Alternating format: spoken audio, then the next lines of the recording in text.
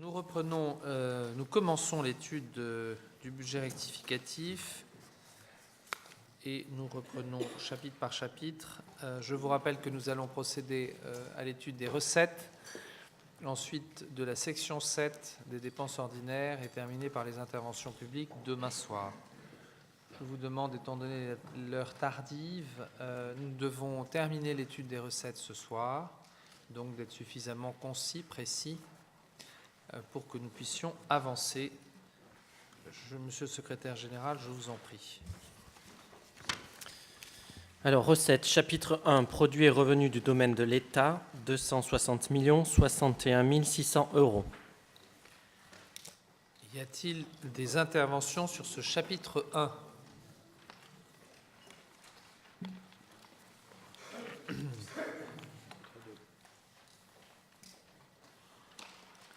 Monsieur Crovetto. Merci, Monsieur le Président. Je voulais juste, donc c'est le chapitre 1, je voulais intervenir au sujet des parkings publics et je voulais féliciter les bonnes recettes des parkings publics et c'est indéniablement un investissement rentable. Donc c'est sans doute à développer en construisant des nouveaux parkings dans des zones de forte activité commerciale notamment, d'autant qu'il y a des listes d'attente pour les abonnements et les parkings affichent souvent complets. Donc c'était dans ce sens-là que avoir des parkings dans les nouveaux travaux de la SBM nous semblait une bonne idée. Je vous remercie. Merci. Monsieur Cuqui. Oui, merci, Monsieur le Président. Dans la même eau, pour faire remarquer avec plaisir qu'en fait, le domaine immobilier de l'État rapporte à peu près autant que les monopoles concédés et que le domaine immobilier plus les parkings rapporte à peu près autant à l'État que l'ensemble des monopoles. Donc c'est pour montrer quand même que le secteur domanial et les parkings, c'est une entrée de recettes, pas qu'une dépense. Et récurrente. Récurrente, ça tombe chaque année. Tout à fait. Monsieur Burini. D'autant que si, même s'il y a un surcoût en choisissant un certain mode de construction, les recettes, plus elles sont livrées vite, plus les recettes arrivent vite. Absolument. Y a-t-il d'autres interventions sur ce chapitre 1 ? Monsieur Robillon. Oui, juste une remarque au ministre d'État, c'est peut-être un peu, c'est juste une question. C'est est-ce que vous avez une réflexion sur au niveau régie des tabacs, est-ce que vous avez une réflexion sur des pourcentages que vous pourriez prendre sur les cigarettes électroniques et les produits dérivés nicotiniques, puisque de toute façon il y a un monopole d'État des tabacs. Est-ce que vous avez une réflexion dans ce sens-là ? Je vais laisser la parole à Monsieur Valéry. Je ne crois pas que la cigarette électronique rentre dans le monopole des tabacs. Enfin, en tout cas, en France, je ne pense pas, parce que sinon, ça serait. En France, je crois que c'est ça pas serait du vendu tout le cas. par les bureaux de tabac. C'est pas du tout le cas, mais c'est vrai que c'est un produit dérivé du tabac. Il y a de la nicotine dedans, donc c'est quelque chose qui se fume. Est-ce que vous avez pensé à Aujourd'hui, pour des réfléchir raisons de principe de précaution, devant l'incertitude sur la nocivité du produit, sur l'absence de normes européennes ou américaines du produit, la vente n'est pas autorisée en principauté aujourd'hui. Stéphane, vous voulez... Oui, on a été sollicité par plusieurs projets d'installation de commerce et de vente consacrés exclusivement à des cigarettes électroniques. Et effectivement, on a décidé par principe de précaution, c'est un débat en conseil de gouvernement, entre notamment aussi bien sûr avec le département des finances, mais on a décidé de ne pas autoriser, effectivement, on a refusé les demandes qui sont arrivées de création de boutiques spécialisées qui se sont multipliées, notamment dans le pays voisin en France. Donc, pour le monopole, c'est mon collègue des finances qui connaît mieux le dossier que moi, mais effectivement, il ne rentre pas aujourd'hui dans le monopole de la régie des tabacs selon nos textes. Donc on pourrait vendre, si le gouvernement autorisait des commerces à vendre la cigarette électronique, ça pourrait se faire en dehors du monopole. C'est ce qu'on avait conclu, je pense, sous le contrôle de Jean Castellini.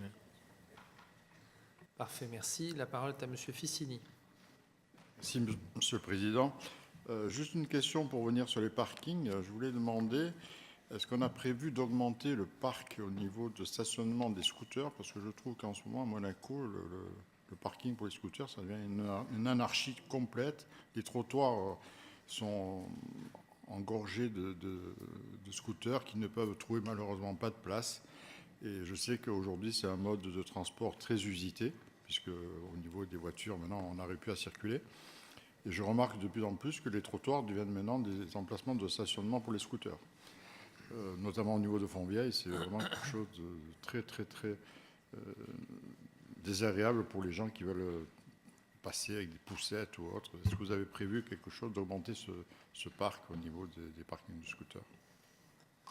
Alors, au niveau du parking des scooters, malheureusement, on essaie de multiplier les places de parking à l'intérieur des parkings souterrains, notamment rue de la Colle, puisqu'il y a le lycée technique et les emplacements ne sont pas tous utilisés, loin de là, puisqu'en fait, il est d'usage que les utilisateurs de scooters aiment bien se garer à proximité immédiate de l'endroit où ils vont.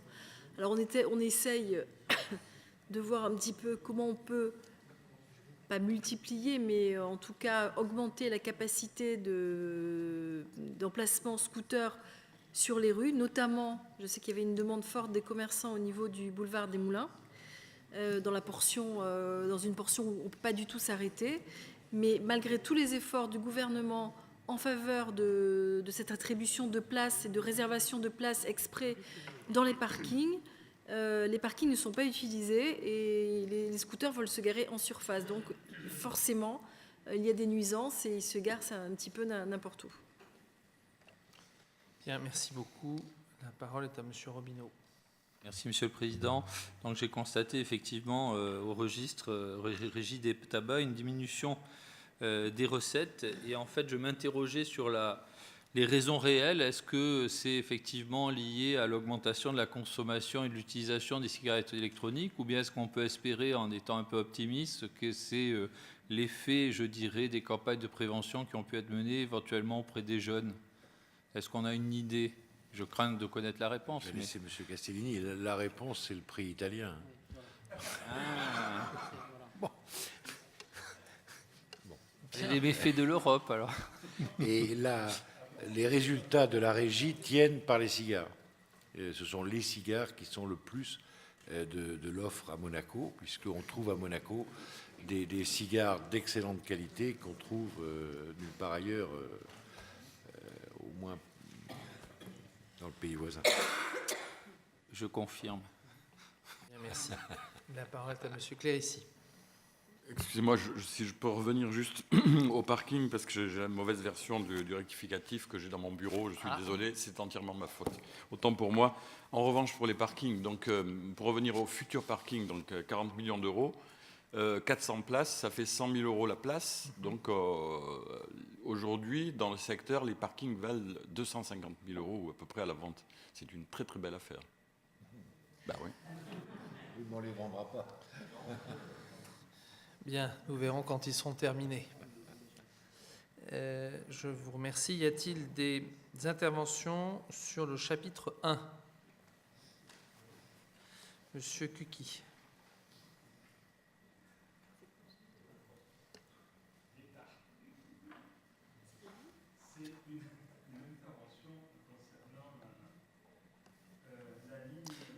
Je vous demande, un, de prendre le micro, et deux, je vous rappelle que quand on s'adresse au gouvernement, on se lève. Pas de souci. Absolument. Merci. Donc, concernant la SBM, et comme je n'ai pas pu vous le dire lors de ma déclaration de politique générale, je considère que la situation de la SBM n'est pas satisfaisante. Financièrement, où en serait cette société sans la vente des actions Win? Et que va-t-il se passer maintenant? Quelle autre société cotée en bourse aurait conduit une augmentation de capital de façon aussi calamiteuse? Concernant le secteur des jeux, il ne faut pas se cacher derrière des chiffres de recettes brutes faussement rassurants. La situation n'est pas bonne, comme cela nous a d'ailleurs été confirmé lors de la commission plénière d'études qui s'est tenue avec le gouvernement et les représentants de cette société. Où en est le plan jeu? Doit-on conclure qu'il ne reste du plan Renaissance que le nom d'une liste politique corporatiste dont un des représentants est parmi les élus ce soir? Quid de l'ouverture vers les nouveaux marchés, en particulier asiatiques? Quid du projet d'établissement à Londres? Quid du développement des jeux en ligne? Concernant le secteur hôtelier, quid du développement à l'international? Suite à la fin du partenariat avec Abu Dhabi, on lit dans la presse que ce qui était une priorité hier n'aurait plus de sens aujourd'hui. Le bilan du management humain n'est pas meilleur. Où en est le projet de statut unique? Qu'est-ce qui est projeté pour éviter que le climat social ne se détériore encore plus qu'il ne l'est aujourd'hui? Mais ce qui est grave, c'est qu'on a l'impression que les dirigeants sont dépassés, qu'ils ne croient plus au cœur de métier de sa société et qui ne comptent comme ultime recours que sur une opération de promotion immobilière du Sporting pour, excusez le parallélisme, se refaire. Et au vu de leurs performances passées, vous permettrez que l'on soit en droit de s'inquiéter. Gestion financière, échec. Secteur des jeux, échec. Développement à l'international, échec. Climat social, échec. Il est temps que le gouvernement prenne ses responsabilités et impose des résultats et des échéances. Merci, Monsieur Cuqui. Y a-t-il d'autres interventions sur ce sujet? Madame Lavagna. Merci, Monsieur le Président.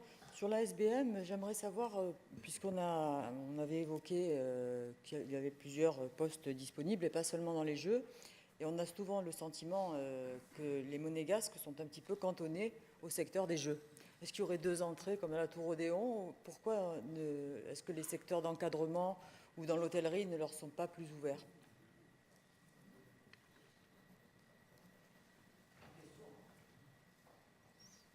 Oui, Monsieur le conseiller pour les finances ou Monsieur le ministre? Oui, il y avait peut-être, je ne sais pas Vous si voulez grouper si Monsieur Clérici ou Monsieur Barilaro avaient des questions. Okay. Monsieur Barilaro et après Monsieur le ministre répondra de façon groupée. Merci, Monsieur le Président. À plusieurs reprises, l'attention du délégué à la priorité nationale, cellule de veille mise en place par la majorité du Conseil national dès le mois de mai 2013, a été attirée par des compatriotes qui se sont émus du non-respect de la dite priorité dans les embauches, les renouvellements de CDD tendant à ne pas transformer en poste définitif des emplois restant pour le coup précaires ou encore lors de promotion. L'ensemble des services est touché par cette tendance et force est de constater que les faits sont troublants au regard des retours qui nous viennent des interrogations adressées par M. Croesi aux dirigeants de la SBM. Le passeport monégasque ne doit certes pas représenter un blanc-seing pour prétendre à l'obtention de tel ou tel poste, mais être un compatriote ne doit pas non plus devenir un handicap.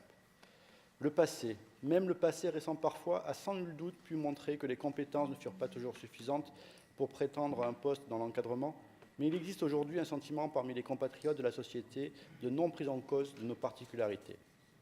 À l'heure de la prochaine entrée en négociation avec l'Union européenne, avec les 3 petits pays que sont Andorre, Monaco et Saint-Marin, j'aimerais porter à votre attention le courrier reçu par un jeune compatriote employé de jeu qui souhaitait tenter une expérience d'expatrié avec sa famille en s'installant pour 2 années sur l'île de la Réunion, donc en France.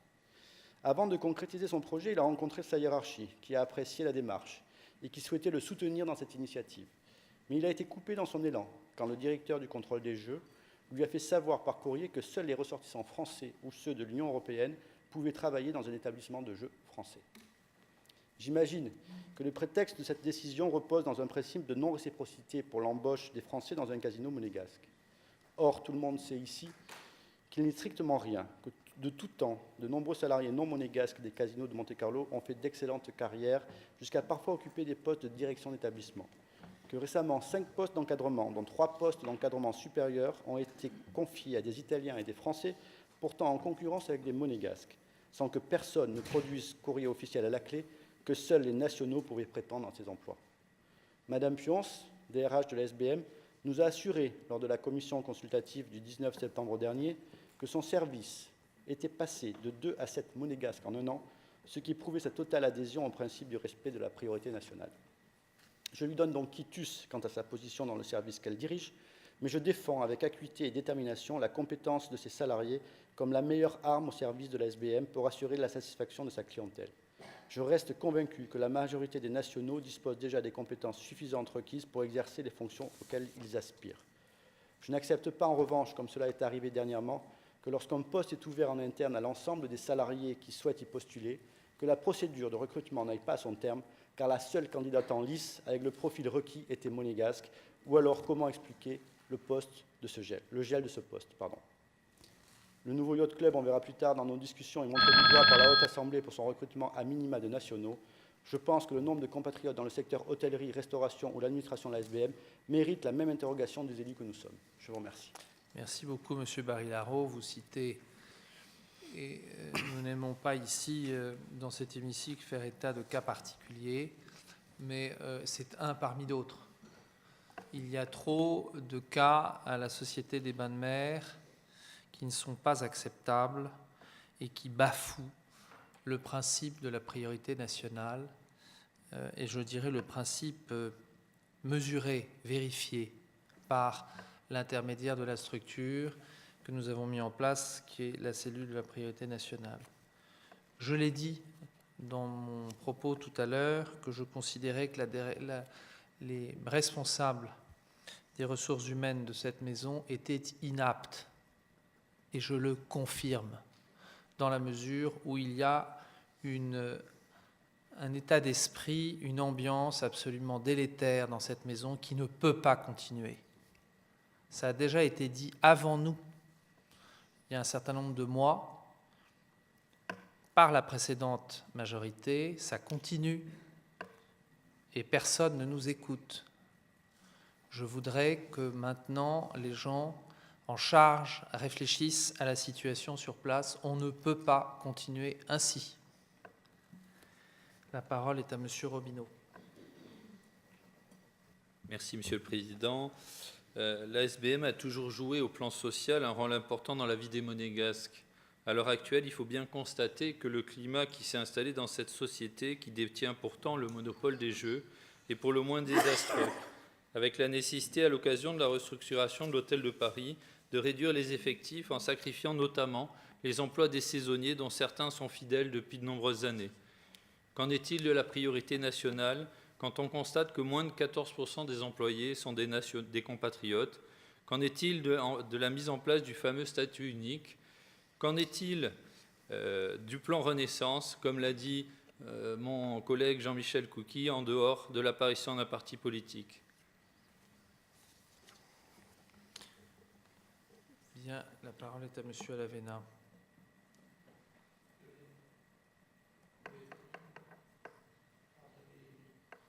Pardon? Monsieur est là, si vous voulez intervenir à fond. Je vous remercie. Moi, je voudrais juste répondre à M. Couky. La création de Renaissance, elle n'est pas due au climat social et aux problèmes de la SBM, mais tout simplement, à l'époque, de l'indifférence que les politiques de l'époque ont eu envers les employés de jeu. Voilà. Après, je voudrais répondre à M. Barilaro et le soutenir et lui dire que je suis entièrement d'accord sur ce qu'il vient de dire et que Renaissance va dans ce sens. Merci, M. Elena. La parole est à M. Alavena et après à M. Crovetto. Oui, sur ce sujet, la semaine dernière, nous étions donc en commission mixte et les dirigeants de la SBM nous ont présenté deux choses. La première, un argumentaire sur les parkings et sur l'impossibilité depuis un an de trouver cette solution sous le Sporting d'hiver, argumenté de manière assez étonnante par le directeur des travaux. Et par la suite, le président de la SBM a fait état de frais financiers et de frais de perte d'exploitation extrêmement élevés qui les deux justifiaient de ne pas faire ce parking à cet endroit. Vous avez, Monsieur le Ministre, repris cet argumentaire tout à l'heure dans votre rapport. Est-il possible de demander par votre intermédiaire aux dirigeants de la SBM, puisque vous nous avez dit, M. Biamonti, vous avez écrit un courrier pour expliquer cette situation, de recevoir cet argumentaire, que ce soit sur le côté technique des parkings et que ce soit sur le côté financier et perte d'exploitation, pour qu'on finisse peut-être un jour par comprendre, parce que peut-être qu'il y a des choses vraies à l'intérieur, mais jusque-là, on a du mal à les suivre. Merci. Oui, pour préciser les propos de M. Alavena, ça concernait effectivement le coût total, l'impact total sur l'ensemble du projet, je vous rappelle, des travaux qui étaient d'après les informations qui nous avaient été données, de passer à près de 600 à 660 millions à peu près. Et le délai qui était au minimum rallongé, on nous a même annoncé un délai de 12 mois, ce qui nous a paru tout à fait excessif.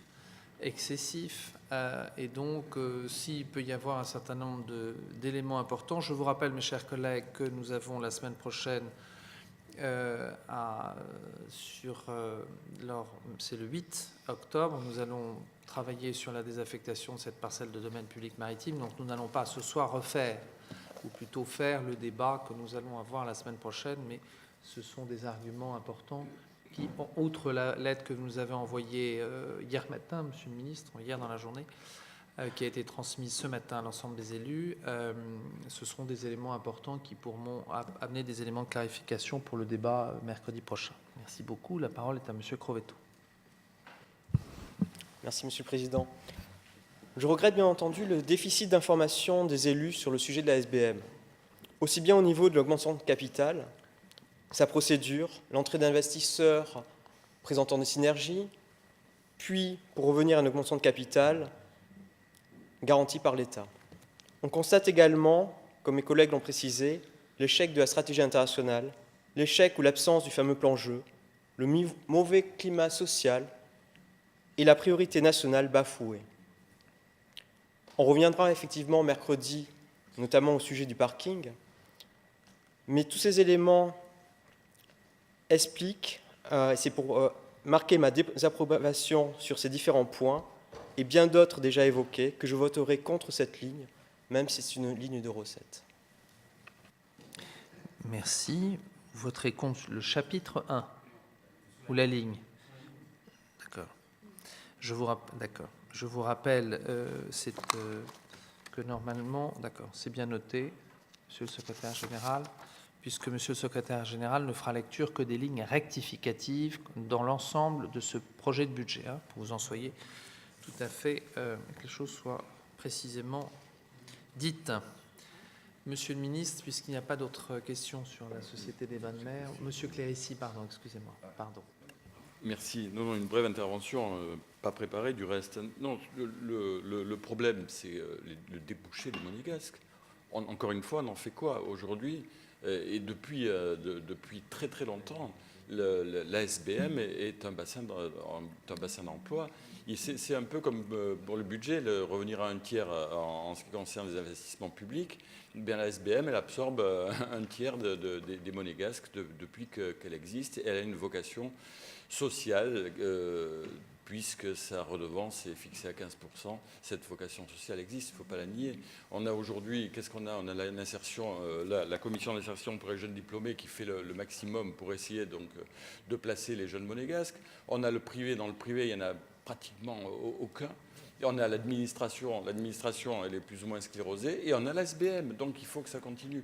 Alors, vous nous avez parlé d'une école de jeu. À partir du moment où il y a une école de jeu, nous, on aimerait bien savoir de combien de postes celle-là permettra de placer, combien de monégasques cette école permettra d'absorber.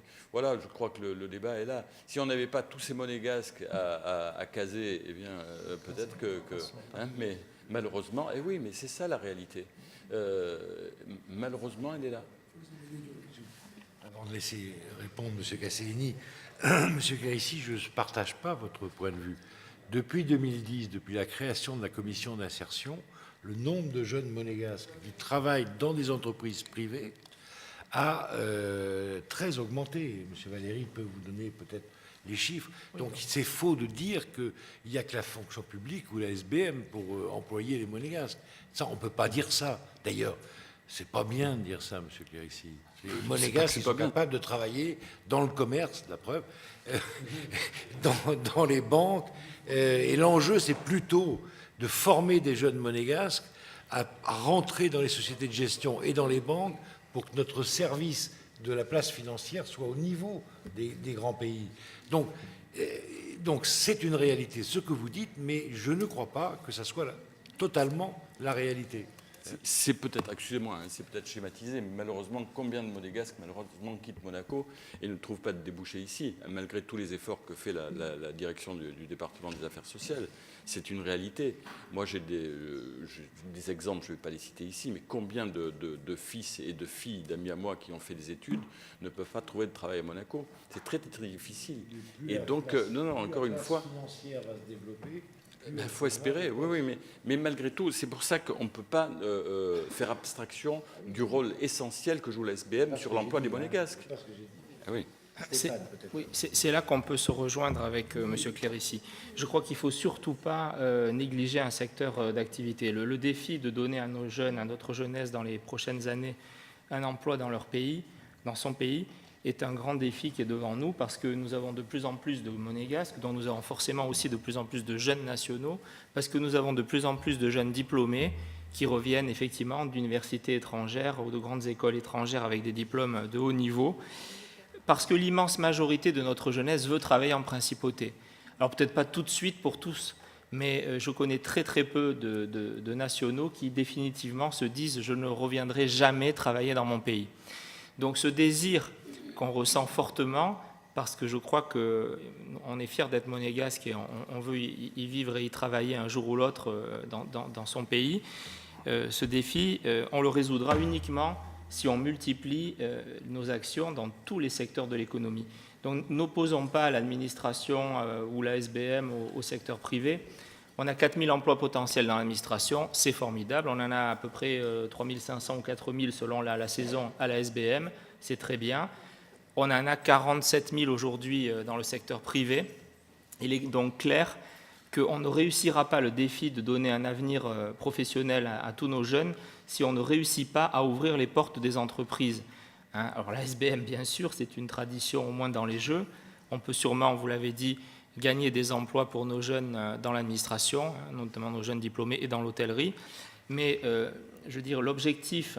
Et là, je ne suis pas forcément d'accord avec ce que j'ai entendu dans le débat général tout à l'heure, quand un élu disait que c'est la coercition, c'est par la coercition, les moyens de répression qu'on va y arriver. Je pense que c'est d'abord et avant tout dans le privé. Si on connaît un peu la mentalité des chefs d'entreprise, c'est certainement par les explications, par la persuasion que nos jeunes, quand ils reviennent avec des diplômes de l'étranger, ils sont tout aussi compétents que n'importe quel étranger qui a les mêmes diplômes, sauf qu'eux, ils aiment ce pays davantage. Et sauf que si on leur ouvre la porte de l'entreprise et qu'on leur laisse la chance de montrer leurs valeurs, a priori, s'ils y sont bien, ils n'en partiront plus et ils offriront donc une stabilité et une fidélité aux entreprises du pays qu'aucun étranger, a priori, ne peut vivre avec la même passion, avec le même cœur et le même engagement.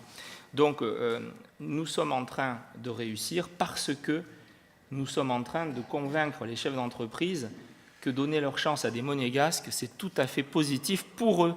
Non pas par coercition, par répression, mais parce que c'est une chance pour les entreprises de recruter nos jeunes. Donc aujourd'hui, pour terminer et vous donner des chiffres, il y a un peu plus de 100, on en a toutes les semaines des nouveaux partenaires, on en a maintenant peut-être 110 environ, parmi les plus grosses sociétés du pays, qui ont compris cela, qui ont signé un partenariat avec nous et qui donnent leur chance à des Monégasques pour leur permettre d'obtenir un emploi dans ces sociétés. On a réussi aujourd'hui à en placer une centaine de nos jeunes, déjà, une centaine de diplômés, puisque là on parle de la commission d'insertion des diplômés. Vous savez aussi qu'il y a un service de l'emploi avec une cellule emploi jeune qui, elle, s'occupe de tous les jeunes, car même si on n'a pas un diplôme de l'enseignement supérieur, on a aussi le droit d'espérer pouvoir travailler dans son pays. Donc là, je vous donne que le chiffre que j'ai en tête de la commission d'insertion des diplômés, mais on n'est pas loin déjà d'une centaine de jeunes qui sont rentrés dans les entreprises privées.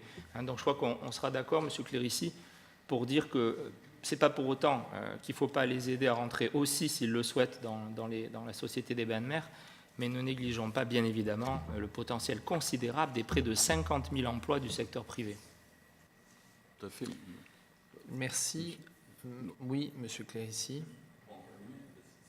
Que je disais tout à l'heure, donc il faut toujours ce ratio. On ne peut pas aujourd'hui faire abstraction si vous voulez, enlever une des entités pour l'emploi des monégasques. Si aujourd'hui vous faites fi de la SBM et vous axez tout sur le privé, ça ne fonctionnera pas. De même que si on les focalise sur l'administration, c'est pareil. Aujourd'hui, il faut ce ratio, si vous voulez, des 3 tiers, un peu, comme je disais, comme pour le budget de l'État. Mais c'est très difficile. Le privé, vous faites un travail remarquable, je le sais, mais vous voyez combien c'est difficile de sensibiliser la plupart des dirigeants à l'emploi des monégasques, parce que pour eux, c'est toujours assez compliqué. Et après, on se dit, une fois que le monégasque, s'il ne donne pas satisfaction, il est dans la boîte, c'est très difficile de l'en faire partir. Mais comme vous dites, bien souvent, il donne satisfaction, mais au moins autant que les autres. Merci. Monsieur Castaldi répond globalement. Oui. Globalement, c'est difficile. On aura l'occasion, je pense, la semaine prochaine, effectivement, d'aborder la question à nouveau.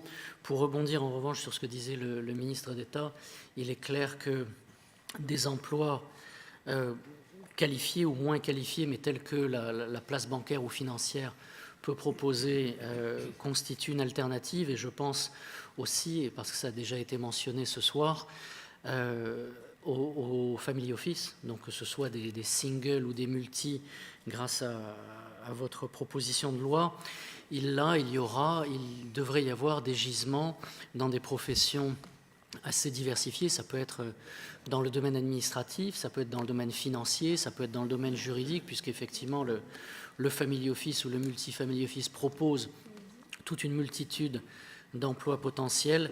Ça pourrait être également, donc, excusez-moi, dans ce domaine que les compatriotes trouveront des emplois pour les années qui viennent. Concernant, on a mentionné rapidement l'école de jeu, c'est vrai que quelques éléments ont été donnés par la direction lors de la commission tripartite Conseil national, gouvernement, SBM qui a eu lieu il y a une dizaine de jours. Ça ne devrait pas être une très grande école en termes quantitatifs, mais la direction a acté le fait qu'il était nécessaire, pour un certain nombre de raisons, de procéder à cette opération. Moi, je voudrais aussi revenir rapidement, et ça me permettra, puisque M. Barry-Larraud a également mentionné le cas du Yacht Club, bon, parce qu'on en a également aussi parlé ce soir, de revenir aussi sur ce que disait Mme Lavagna, parce que c'est un peu une problématique, j'allais dire, de la poule et de l'œuf. Pour qu'il y ait des embauches de monégasques, il faut qu'il y ait aussi des monégasques qui postulent. Bon. Et on se retrouve avec parfois, justement, peut-être de par la faute également des entreprises ou de manière plus générale, de problèmes de communication sur la disponibilité de tel ou tel emploi dans la société. Je laisse de côté l'aspect jeu, mais vous évoquiez la question de l'administration de la société, la question de l'hôtellerie, par exemple. On a effectivement là un nombre de compatriotes moins important qui postulent ou qui est intéressé par ces carrières, alors qu'elles ont tout à fait leur place et leur intérêt au sein d'une société comme la SBM. Dans le cas du Yacht Club, et une fois encore, on l'a dit et redit avec le ministre, ce n'est ni le ministre d'État ni moi-même qui gérons la SBM au jour le jour ou qui sommes responsables du Yacht Club. Moi, je pose des questions, j'obtiens des réponses. Les réponses que j'ai du Yacht Club sont les suivantes. La priorité nationale est respectée conformément à la législation monégasque. Les offres d'emploi sont déclarées au service de l'emploi, etc., etc. Vous connaissez la procédure aussi bien que moi. Par rapport aux postes qui ont été récemment pourvus, ce sont essentiellement des postes dans l'entretien et la restauration de ce nouveau bâtiment. Il y a une croissance significative des postes, mais c'était essentiellement des postes dans ces secteurs. Nous n'avons pas eu, c'est la réponse que j'obtiens, de candidats monégasques aux offres que nous avons présentées. Nous avons enregistré très récemment la candidature donc d'une compatriote pour un poste de chargé de mission pendant l'été. Un certain nombre de candidats adressés par les services donc de Mme Battaglia au titre de l'insertion des jeunes diplômés ont été reçus. Un monsieur a été engagé, je tais ici son identité pour une raison très simple, c'est que la période d'essai n'a pas été validée et qu'un poste au service membre a été proposé à l'épouse d'un autre monsieur qui a finalement repoussé cette offre pour des raisons familiales. Aucun autre candidat de nationalité monégasque a répondu aux offres d'emploi. En revanche, grâce à l'intervention du Conseil national sur recommandation, je crois même, du président, un compatriote a pu intégrer le club en tant que responsable informatique ces derniers mois, ce qui fait qu'effectivement, sur un total de 111 salariés, vous avez aujourd'hui 9 monégasques et conjoints, 9 enfants du pays, 29 salariés qui résident en principauté et 33 salariés dans les communes limitrophes, donc ce qui représente à peu près 70 à 75% des effectifs au sens large. Donc, mon propos ici, ce n'est pas de polémiquer avec qui que ce soit. Je reçois ces informations, je vous les livre telles quelles. Déjà, c'était utile pour moi de disposer enfin de ces chiffres. Ce à quoi on doit véritablement tous nous attacher, chacun à notre niveau, c'est à faire comprendre que des carrières existent, que des postes intéressants existent, et pas seulement effectivement dans les activités entre guillemets traditionnelles telles que les jeux, mais aussi dans l'hôtellerie. Moi, je vois le travail formidable que fait quelqu'un comme M. Camilla à la direction de l'Ermitage. Je cite que lui, mais il y en a beaucoup d'autres également au sein de la SBM dans le domaine de l'hôtellerie. Ça devrait être également le cas pour le Yacht Club. Si un certain nombre de ces postes se pérennisent, et il y a encore des opportunités parce que le Yacht Club, évidemment, arrive à une certaine capacité en termes d'embauche, mais n'a pas saturé ses capacités, on doit dire aux compatriotes, s'il y a des offres d'emploi qui sont faites sur des postes où vous avez les compétences, les qualifications, n'hésitez pas à postuler. Et là, évidemment, nous serons extraordinairement vigilants, maintenant que j'ai en plus ces éléments et ces informations, sur le respect de la priorité nationale. Merci, monsieur le conseiller. La parole est à madame Fresco. Oui, merci Monsieur le Président.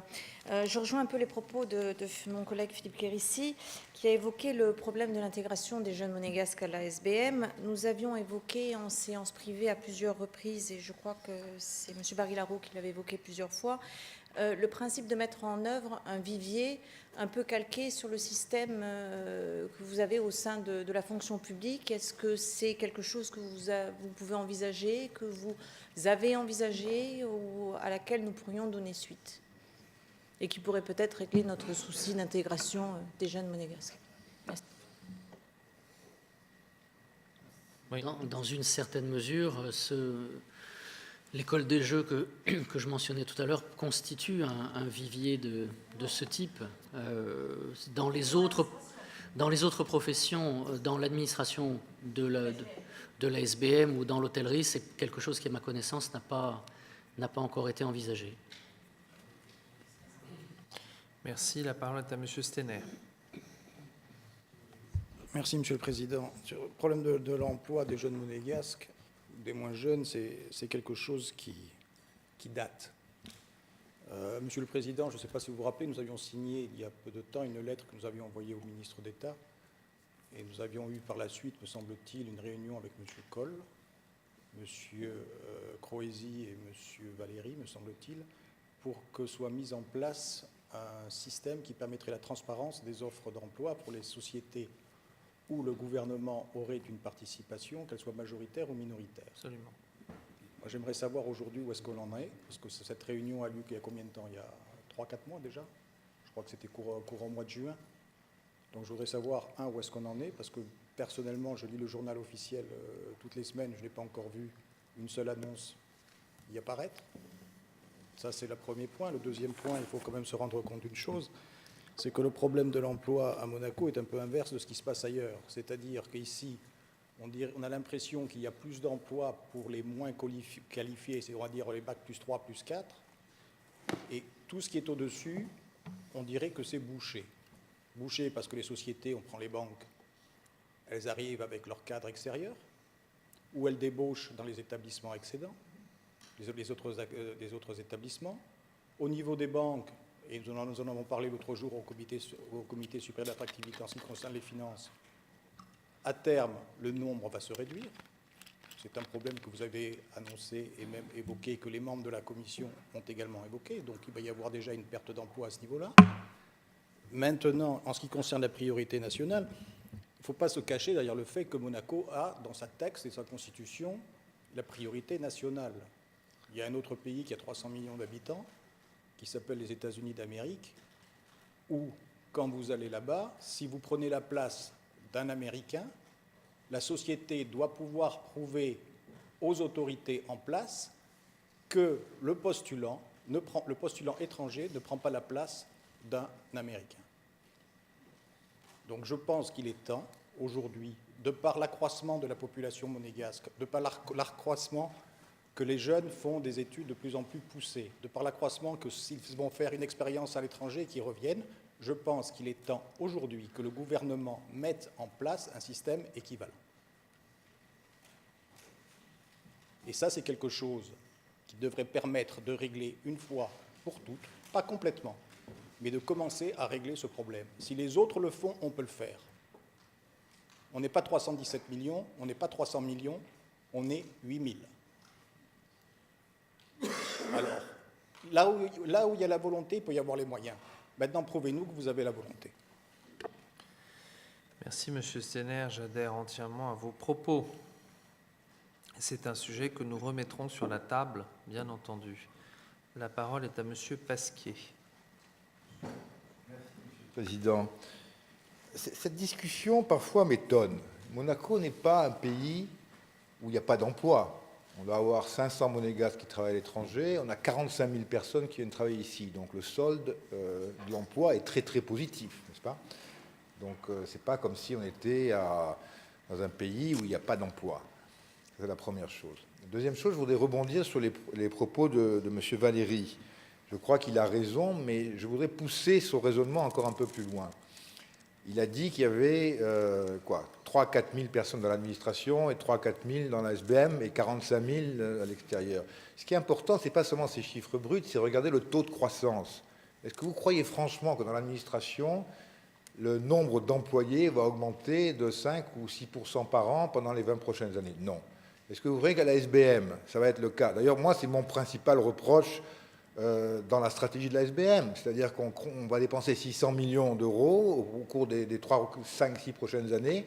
On ne va pas créer une chambre d'hôtel en plus, on ne va pas créer une table de jeu en plus, on ne va pas créer un emploi en plus. Donc, si vous voulez, les perspectives de faire travailler plus de monégasques à la SBM, ça va être pour remplacer des gens qui y sont déjà. Ça ne va pas être des créations d'emplois. Alors que du côté du secteur privé, c'est là que la croissance. Si vous regardez les chiffres des retraites, par exemple, les productions qui ont été faites, on se rend bien compte que dans 20 ans, on sera combien, M. Valéry? 100 000 ou 120 000 personnes qui viennent travailler à Monaco. Donc c'est bien là que les emplois vont être créés. Donc il faut faire tous les efforts possibles pour que les monégasques aient les connaissances et les études et l'expérience pour postuler sur ces emplois qui vont être créés sur le territoire de la principauté. C'est là que le futur il est. Il est pas, on peut parler de la SBM pendant 50 ans, ça ne va rien changer, il n'y a pas d'emplois qui vont être créés. Donc on va en placer 10, on va en placer 15, on va en placer 20, on ne va jamais en placer 500, on va en placer 1000. Ce n'est pas là qu'ils vont aller, ni dans l'administration, ni dans la SBM. Donc moi je suis un peu perplexe des fois. Ça c'était la première chose. J'avais une intervention sur le domaine financier. Est-ce que vous voulez que je la fasse maintenant ou que je la fasse après? Ça ne vous dérange pas, on finit la partie sociale et ressources humaines et après on va parler de la partie financière. Je vous en prie, monsieur le conseiller. Oui, alors quelques mots sur la situation de l'emploi en général. Je crois que depuis que je me suis engagé en politique en 1988, donc ça doit faire maintenant un certain nombre d'années, pas loin de 30 ans bientôt, j'ai toujours œuvré pour que la priorité nationale soit respectée à compétences égales pour nos compatriotes. Donc vous ne me soupçonnerez pas de tenir des propos qui ne soient pas pro-monégasques ce soir. Mais je voudrais quand même rétablir les choses telles qu'elles sont aujourd'hui. Je ne voudrais pas qu'on puisse penser en écoutant ces débats qu'on est dans une situation très difficile pour l'emploi en principauté. Non. Nous avons un des taux de chômage les plus bas du monde. Vous savez, vous le recevez chaque mois, je l'envoie au président, la liste des demandeurs d'emploi de nationalité monégasque. Elle varie entre 60, 80, 90 sur plus de 3000 actifs. Donc on a 2% de taux de chômage. Vous connaissez beaucoup de pays dans le monde, c'est-à-dire qu'on est à ce que les organismes internationaux définissent comme le taux incompressible, parce qu'il y a forcément un certain délai entre la fin des études et le premier emploi, ou entre la volonté de changer d'emploi et de trouver un emploi qui correspond à ses désirs et à ses qualifications. Donc on est quasiment à un taux de chômage qui est nul. Ça ne veut pas dire que de temps en temps, il n'y a pas des problèmes de non-respect de la priorité. Ça ne veut pas dire que, et vous avez raison, on ne peut pas faire mieux. Oui, à la SBM, au Yacht Club et dans beaucoup d'entreprises du privé, on peut sûrement encore persuader davantage qu'il faut ouvrir davantage les portes aux nationaux. Je suis bien d'accord avec vous, c'est un travail qu'on mène avec le service de l'emploi, avec la commission d'insertion des diplômés tous les jours. Chaque fois qu'on a un chef d'entreprise en face de nous, ou chaque fois qu'on a un compatriote qui cherche un travail.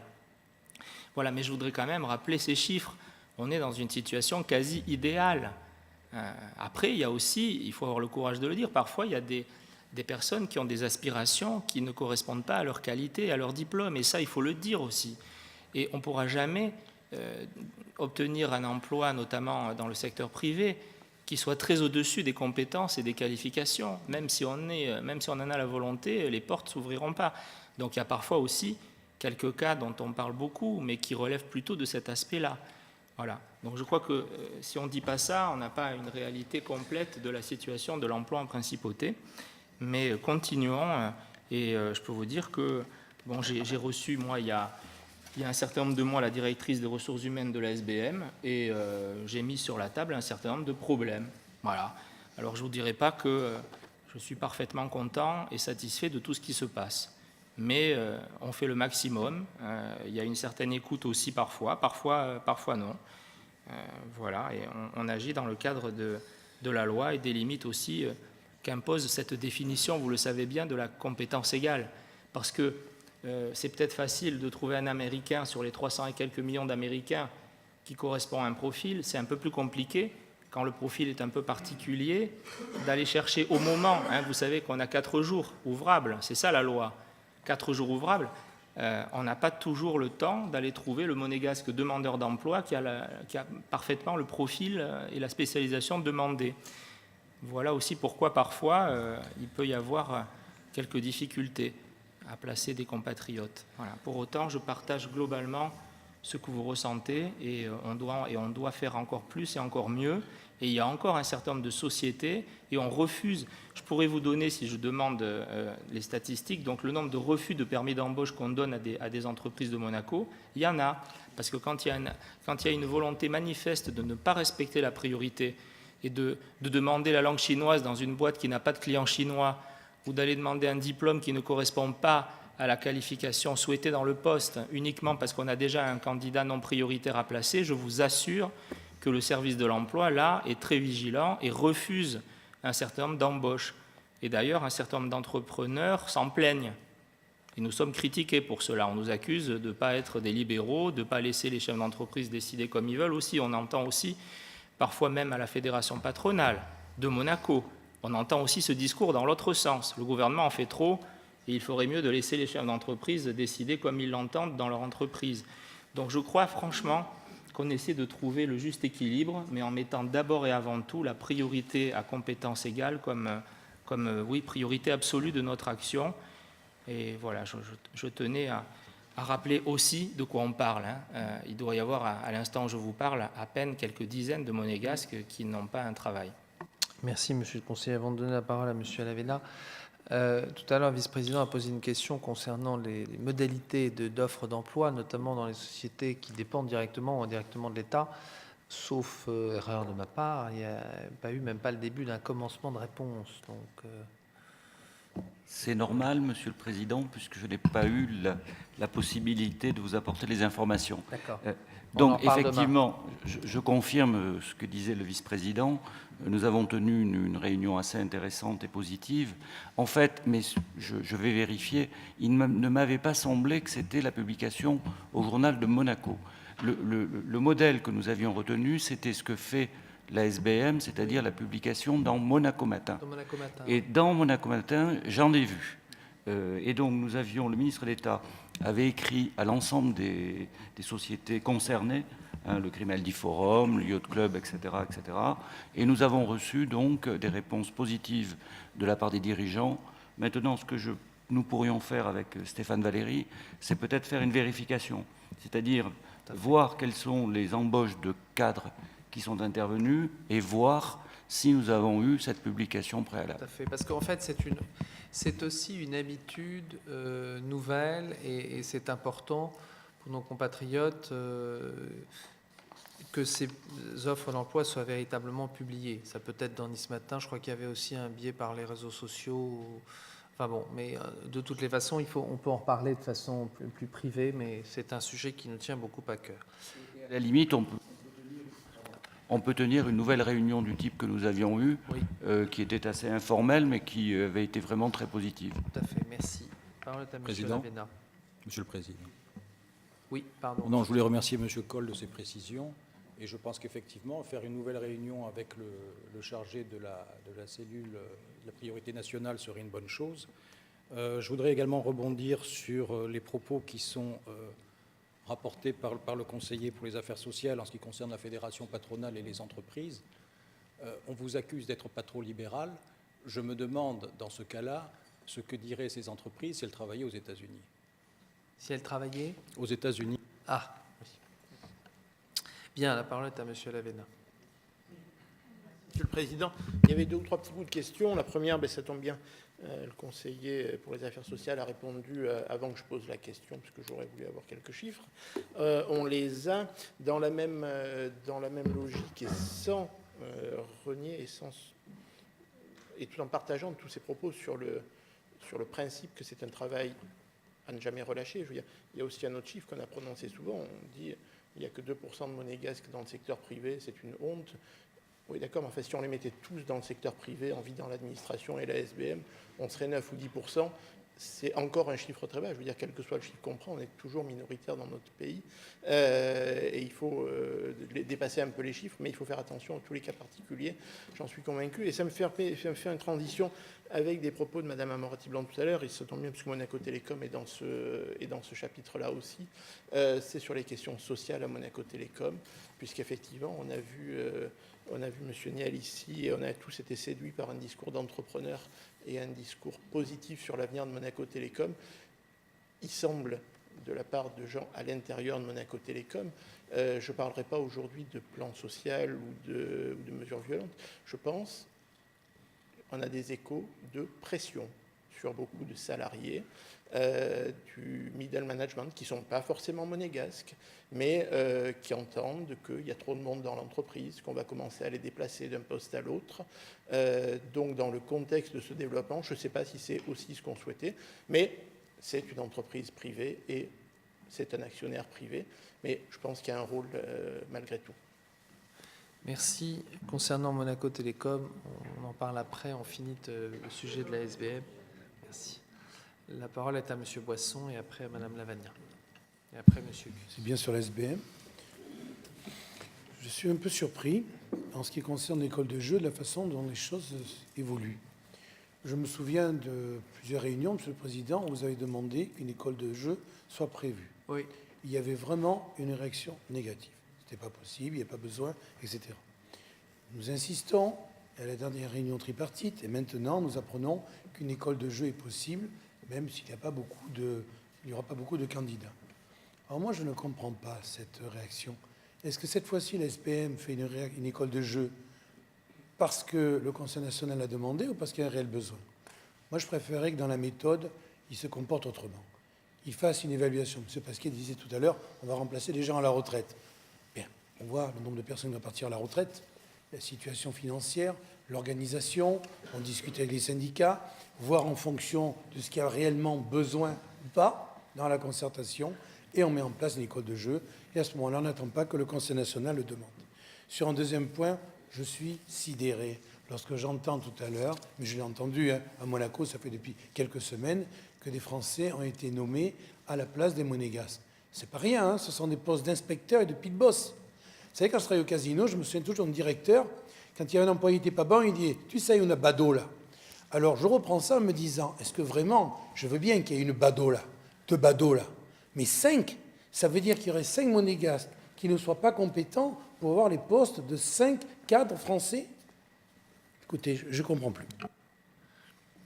Si, vous comprenez très bien, M. Boisson.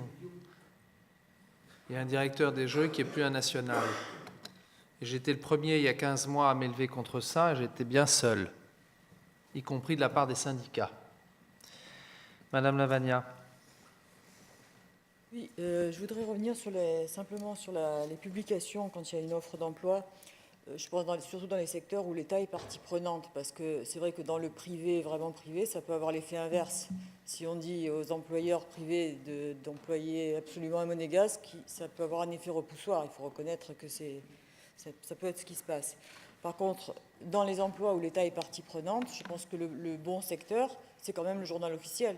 Parce que le monégasque moyen qui cherche un emploi, il est le journal officiel. Il faut que ce soit partout moyen, par beaucoup de moyens publics. Ça serait vraiment quand même un moyen de toucher de manière plus efficace et plus effective les nationaux. Merci beaucoup, Madame Lavagna. On est tous d'accord. Monsieur Cuqui. Oui, je suis désolé, mais le sujet étant la SBM, je voudrais y revenir. Autant je comprends que dans le secteur privé, et je partage l'analyse du gouvernement, hein, les moyens coercitifs, ce n'est pas les bons pour le secteur privé. Hein. C'est au contraire en laissant la possibilité, en favorisant l'emploi des monégasques, nos compatriotes pourront prouver, j'en doute absolument pas, qu'ils sont aussi bons que les autres et qu'on a autant d'arguments à défendre que les étrangers.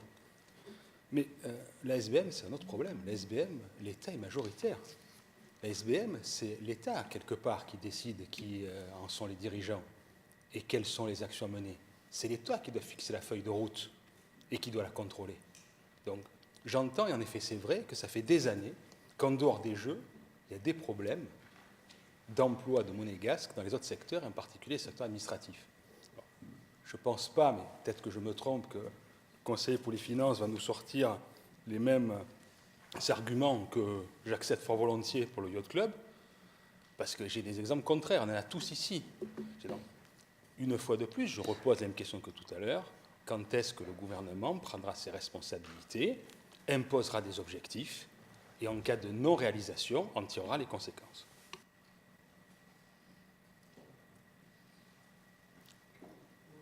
Monsieur Cuqui, exprès, je reste dans le silence et nous restons dans le silence. Voilà. La parole est à Monsieur Barilaro. Merci, Monsieur le Président. Oui, je voudrais en effet confirmer ce que disait Monsieur Castellini. Il y a eu en effet dans Monaco Matin des avis d'emploi pour des postes à la SBM. Monsieur Cuqui ou Monsieur Lavena s'inquiétait des menaces de licenciement éventuel à Monaco Télécom. Alors, ce n'est pas le cas à la Société des Belles Mers, parce que le Conseil national et la direction ont veillé à ce que, par exemple, pour l'Hôtel de Paris, avec la démolition de l'établissement, il n'y ait pas de licenciement sec. Mais on a dit que le plan Renaissance, qui était un plan en vigueur il y a 2 ans, n'existe plus, mais les conséquences existent toujours. Puisque le principe du plan Renaissance était l'absence de recrutement dans l'SBM, à part dans les écoles de jeu. Bon, les écoles de jeu, le gouvernement nous a dit qu'il y en aurait une à l'appui des dires de la DRH de l'SBM, peut-être en janvier 2015, petite, qualitative, on va dire ponctuelle, voire chirurgicale. Mais il ne reste pas moins que moi, ce que j'appelle aujourd'hui, au niveau de la politique sociale et du travail de la SBM, c'est une espèce de licenciement déguisé. Parce qu'il se passe ça. C'est-à-dire qu'il y a un poste qui se libère, on fait une offre interne pour que quelqu'un qui travaille déjà dans la SBM occupe ce poste. Donc finalement, cette personne va postuler pour avoir un poste différent, une évolution. On fait passer ça parce qu'il y a une DRH très évolutive, très hiérarchisée, très bien faite, plan de carrière, plan GTA, enfin, etc., etc. Donc en fait, au fur et à mesure, on remplace des postes, mais ce qui se passe, c'est que les postes, vraiment, au niveau de l'organigramme, diminuent. Donc finalement, c'est une sorte de licenciement déguisé. C'est-à-dire qu'il n'y a pas de licenciement sec à la SBM, mais au fur et à mesure d'un effectif en pléthorique de 4000, on va se retrouver à être grignoté et à avoir de moins en moins de salariés parce que pas de recrutement externe. Les recrutements en interne, et quand ils existent, parfois, seuls les monégasques, comme je le disais, parce que je le répète, parce que je n'ai pas l'impression que mes collègues l'ont bien compris, quoi. Un seul poste, une seule candidate monégasque, elle n'est pas recrutée, parce que c'est la seule candidate, et on lui dit qu'il manque dans son cursus le mot magique, l'expérience. Et à cause du manque d'expérience, on ne l'apprend pas. Voilà. Donc aujourd'hui, il n'y a pas de licenciement à la SBM, mais pour moi, quand même, je m'inquiéterais de ce genre de procédé. Je vous remercie. Merci, Monsieur Barry-Laro. C'est très instructif ce que vous venez de nous dire. La parole est à Madame Rougueignon et après nous passons après Monsieur Léna et après nous passerons au sujet financier et après, mes chers collègues, nous devons avancer puisqu'il est minuit.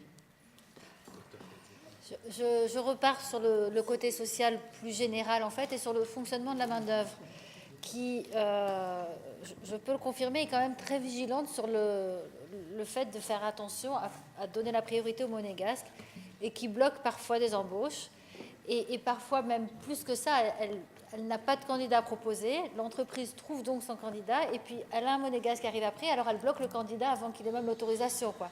Elle peut vraiment bloquer le processus.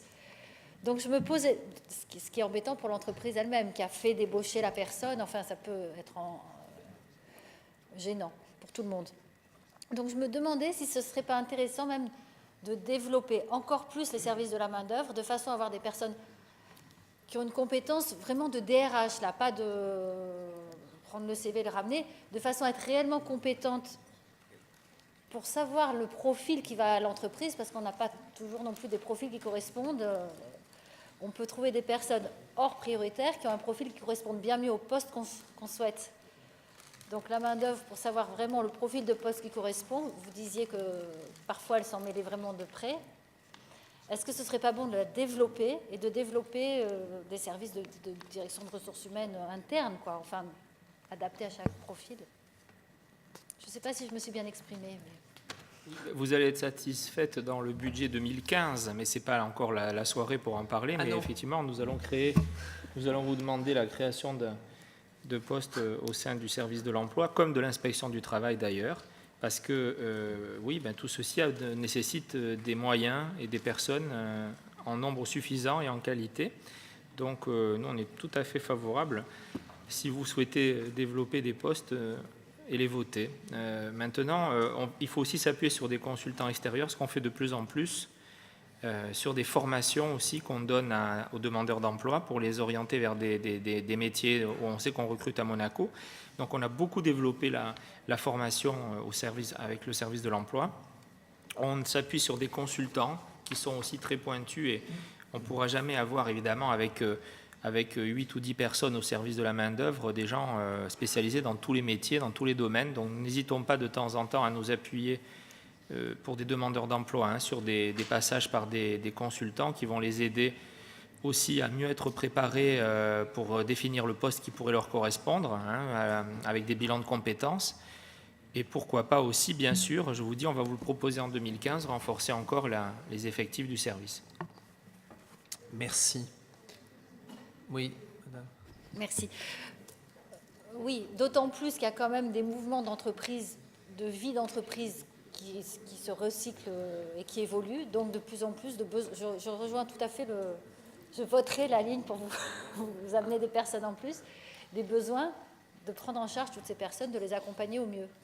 Et après, je souhaite revenir aussi sur la proportion de monégasques qui travaillent dans le privé.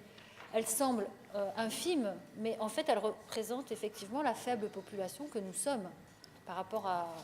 Donc, elle n'est pas si nulle que ça, quoi. Je suis persuadée que si les monégasques sont suffisamment compétents, les entreprises privées les prendront. Enfin, il n'y a aucune raison qu'ils refusent de prendre des monégasques qui sont correspondants au poste et qui travaillent correctement. Bien. C'est d'ailleurs corroborer ce que vous dites par le succès des conventions que nous signons avec les entreprises. Ça a commencé en 2010, on a commencé avec quoi, 10, 15 entreprises? Au départ, on n'en avait pas. Même au départ, on n'avait rien. Bon, et même la SBM a signé la convention. Bon. Et je dois le dire, assez souvent avec M. Valéry, nous refusons des demandes d'embauche de la SBM parce que la priorité nationale ne nous paraît pas respectée. Donc on fait un contrôle de ce qu'on peut faire. Alors, M. Guy dit Si vous êtes les patrons, donnez les instructions, et si elles ne sont pas exécutées, tirez-en les conséquences. Monsieur Kuki, quelles conséquences? Allez jusqu'au bout de votre raisonnement et dites quelles sont les conséquences que le gouvernement devrait tirer. Il n'y a pas de problème, monsieur. Le suspense est à son comble. Madame Lavagna a demandé la parole et d'ici là, je vous en prie, monsieur Kuki, vous allez préparer votre réponse. Bon, moi, j'aurais une idée. Bon, je pense que pour le secteur public et le secteur où l'État est partie prenante, je pense vraiment qu'il faut passer par la voie du journal officiel, parce que malgré tout, ça marche. Et pour le secteur privé, moi, j'ai une idée qui serait plus attractive, puisque c'est la mode en ce moment. Il faut baisser les charges pour des emplois qu'on veut qualifier plus. Et l'employeur privé, il va se dire, tiens, si j'ai moins de charges en employant un monégasque ou un conjoint de monégasque qu'en employant une autre nationalité, il va très vite faire son calcul. Et je crois qu'il faut revenir. Moi, personnellement, je connais beaucoup de monégasques. Hein. J'habite à Monaco et je fréquente beaucoup de monégasques. J'habite dans un appartement. Je n'en connais pas un seul qui travaille dans le privé.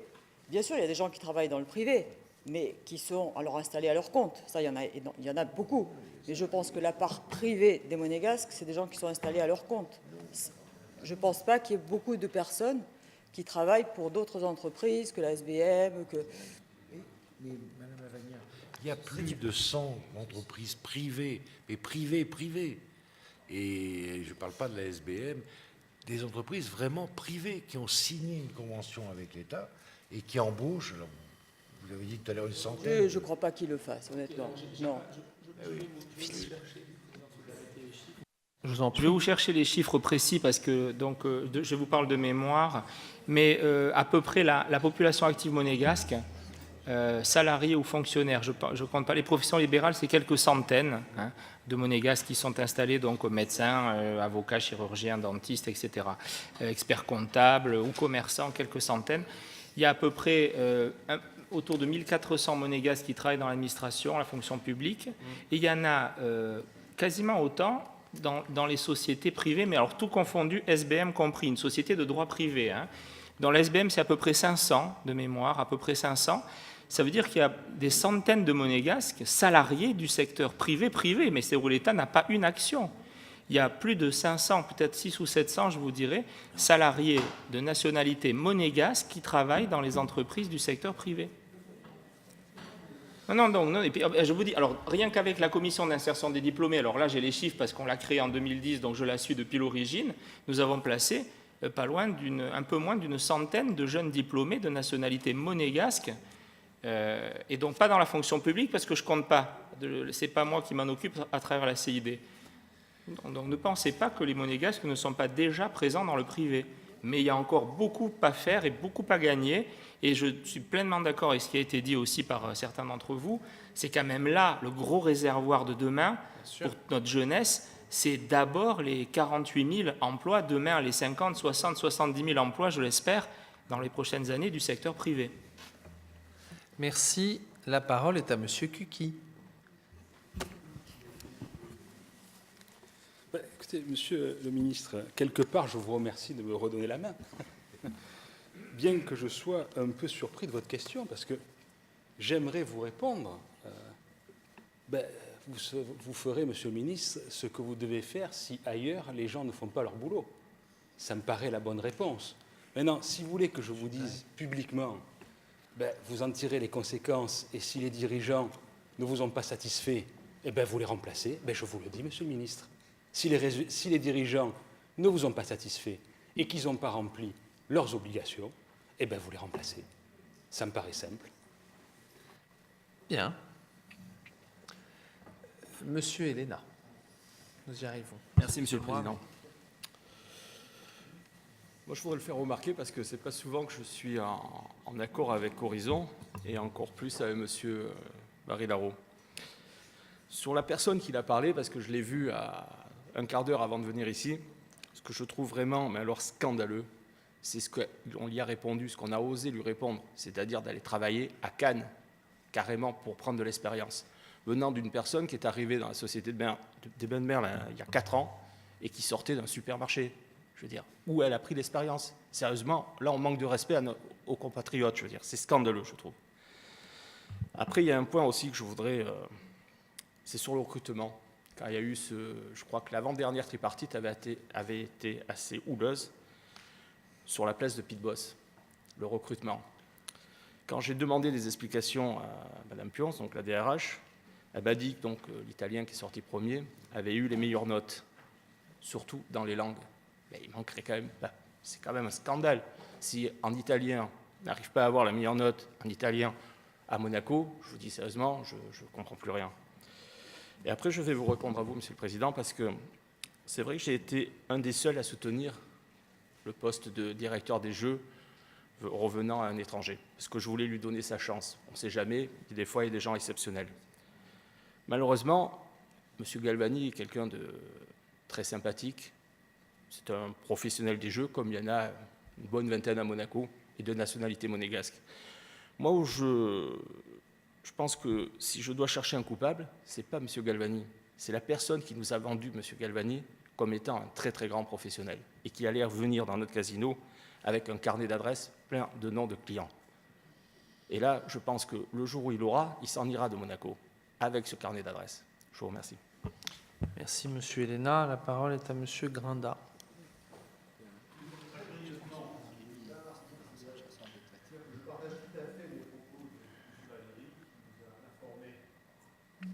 Qui nous a informé plus que correctement quant au nombre, quant à la qualité, quant aux efforts qui sont faits.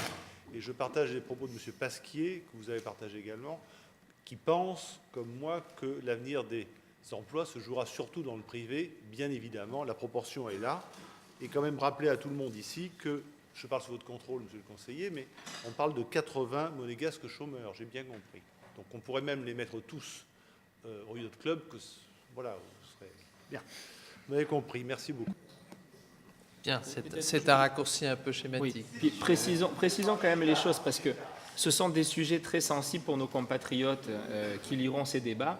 Le gouvernement ne veut pas dire, évidemment, parce qu'il veut ouvrir les portes des entreprises au Monégasque, il ne veut pas dire pour autant qu'il ne continuera pas à être extrêmement vigilant pour que les nationaux accèdent en priorité à l'administration, à la fonction publique et aux sociétés où l'État est actionnaire ou aux sociétés concessionnaires de services publics. On est tous qu'on ne se méprenne pas. Absolument. Je crois qu'il faut quand même bien être précis sur un sujet aussi important pour les Monégasques. Je l'ai dit une fois, je le redis, ça sera ma conclusion en ce qui me concerne sur ce point. C'est en multipliant toutes les occasions, toutes les opportunités dans tous les secteurs qu'on assurera non seulement le plein emploi pour les Monégasques, mais aussi qu'on leur permettra de trouver l'emploi qui correspond à leur volonté, à leurs souhaits et à leurs compétences. Donc on ne joue pas l'un contre l'autre, on ne joue pas le privé contre le public ou la SBM. Merci beaucoup. Nous passons à la partie financière et après nous passons à la question de M. Alavena sur Monaco Télécom et nous en aurons fini avec le chapitre 1 pour passer au chapitre 2. Non ? D'accord. Monsieur Pasquier. Très rapidement, c'était pour demander à M. Castellini s'il pouvait nous donner un peu des précisions sur l'augmentation dans le domaine financier qui provient dans sa grande majorité du revenu des valeurs mobilières, qui, si je ne m'abuse, sont les revenus des clients des banques qui ne souhaitent pas dévoiler leur identité et pour lesquels il y a un prélèvement de 35% sur le revenu des valeurs mobilières. Si je ne me trompe pas, c'est ça. Hein. Et donc, je voulais savoir, considérant le fait que on va rentrer rapidement dans un système d'échange d'informations et que cette disposition va disparaître, ces revenus vont disparaître aussi, alors c'est correct ? Pas exactement ça, voire malheureusement pas du tout, mais c'est l'heure tardive sans doute qui cause cette confusion. Je vais laisser peut-être Isabelle Rosa Brunetto vous donner les précisions nécessaires. Ce chapitre ne recouvre pas la taxation de la fiscalité de l'épargne. Le domaine financier, c'est simplement les recettes issues des placements financiers de l'État. Donc vous avez là-dessus principalement les dividendes de Monaco Télécom. Et il fut un temps les dividendes de la SBM et aujourd'hui les intérêts statutaires de la SBM. Vous trouverez la taxation de la fiscalité de l'épargne des non-résidents au chapitre 3, au même titre que la TVA, l'impôt sur les bénéfices, etc. Merci beaucoup. Monsieur Burini. Oui, je voulais intervenir sur cette ligne parce qu'effectivement, c'est les dividendes de Monaco Télécom, dont une partie exceptionnelle. Je crois me souvenir que le précédent actionnaire avait un accord de distribution de dividendes. Je crois qu'il y avait une partie des profits qui devait être mis en réserve pour des investissements et une partie justement qui devait être distribuée en dividendes. On voit que l'histoire nous a montré que l'ancien actionnaire de Monaco Télécom profitait de la trésorerie pour faire de l'intragroupe. Je voulais savoir si aujourd'hui, quelle sera la politique de distribution de dividendes au niveau de Monaco Télécom? Est-ce qu'il y a un pacte d'actionnaires dans ce sens? Et comment l'État fera pour s'assurer que c'est bien respecté, puisque d'après ce que j'avais vu, ça n'avait pas été respecté au niveau de l'ancien actionnaire. Enfin, tout ce que je peux vous dire à ce stade, c'est que ça a été réaffirmé par le nouveau conseil d'administration de la société, que la politique de dividendes restera celle qu'elle a été jusqu'à présent. Il n'y a pas de modifications qui sont à attendre sur cette politique de dividendes. Comme il n'y a pas... Le tout, c'est qu'il ne fasse pas remonter ça à la société mère. Non, oui, c'est ça, c'était pas respecté, voilà. En fait. Si, en fait, la politique de versement des dividendes est la même. C'était d'ailleurs une des conditions de reprise. Et en fait, c'est une distribution des dividendes à hauteur donc des sommes disponibles, à condition de laisser une trésorerie de 15 millions d'euros minimum dans les caisses de Monaco Télécom pour les investissements courants. Donc c'est exactement la même. Merci. S'il n'y a pas d'autres interventions, Monsieur Crovetto. Merci, Monsieur le Président. Je voulais intervenir à la fois sur Monaco Télécom et la Société des Ports. Et je m'interroge tout simplement sur le rôle de la Commission des concessions dans l'esprit du gouvernement. Cette commission est rarement consultée en amont. Vous avez fait une liste des réunions, mais il y a eu quelques manques, notamment sur Monaco Télécom, justement, sur RMC Networks. On a appris un changement dans le contrat de concession par simple lettre. La gestion de l'avant-port, malgré tout, qui a été un changement. Et la liste est longue. Donc je voulais savoir, et vous êtes un petit peu engagé, de modifier ce fonctionnement. C'est très très important à nos yeux, et j'espère que notamment sur le prochain sujet, à savoir le renouvellement de la concession de SEPM, ça sera bien fait en amont et pas en urgence. Je vous remercie. Merci, Monsieur Crovetto. Monsieur Crovetto.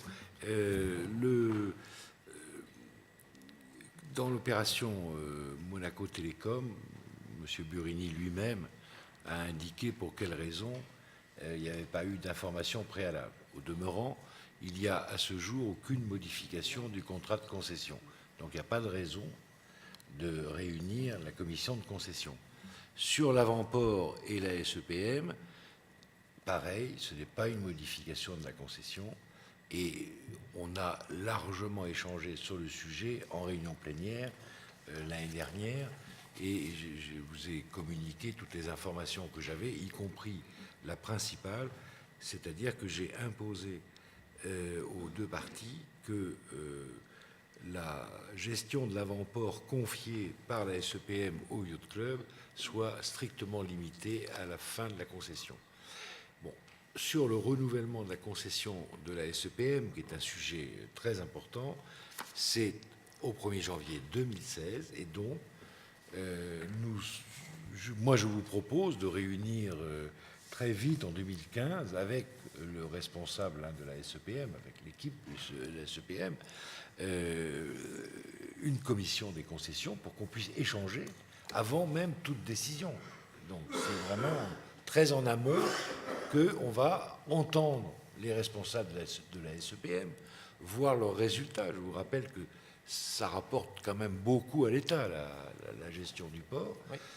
Et voir comment on renouvelle cette concession. Il y a par exemple une question très pratique que là encore, pour laquelle j'ai bloqué une décision de la SEPM, c'est le parking, l'utilisation de la pierre froide. Absolument. Et des parkings qui sont nécessaires devant les bateaux, devant les yachts. Bon, La SEPN voulait le faire par égard vis-à-vis de nos discussions de l'année prochaine. J'ai dit on attend le renouvellement de la concession. Merci beaucoup. Dont acte. Excusez-moi, et Dont au acte. sujet de RMC Networks? Non mais Monsieur Crovetto, dont acte. Tout à fait. Voilà. Voilà. Sur le sujet de Monaco Network, un courrier. Je répondrai au président qui m'a adressé un courrier Voilà. très prochainement. On en a parlé, ça a été fait. Quand on parle des choses, elles sont faites. Je mets donc ce chapitre 1 aux voix. Monsieur Kuki. Une explication de vote, monsieur. Allez-y.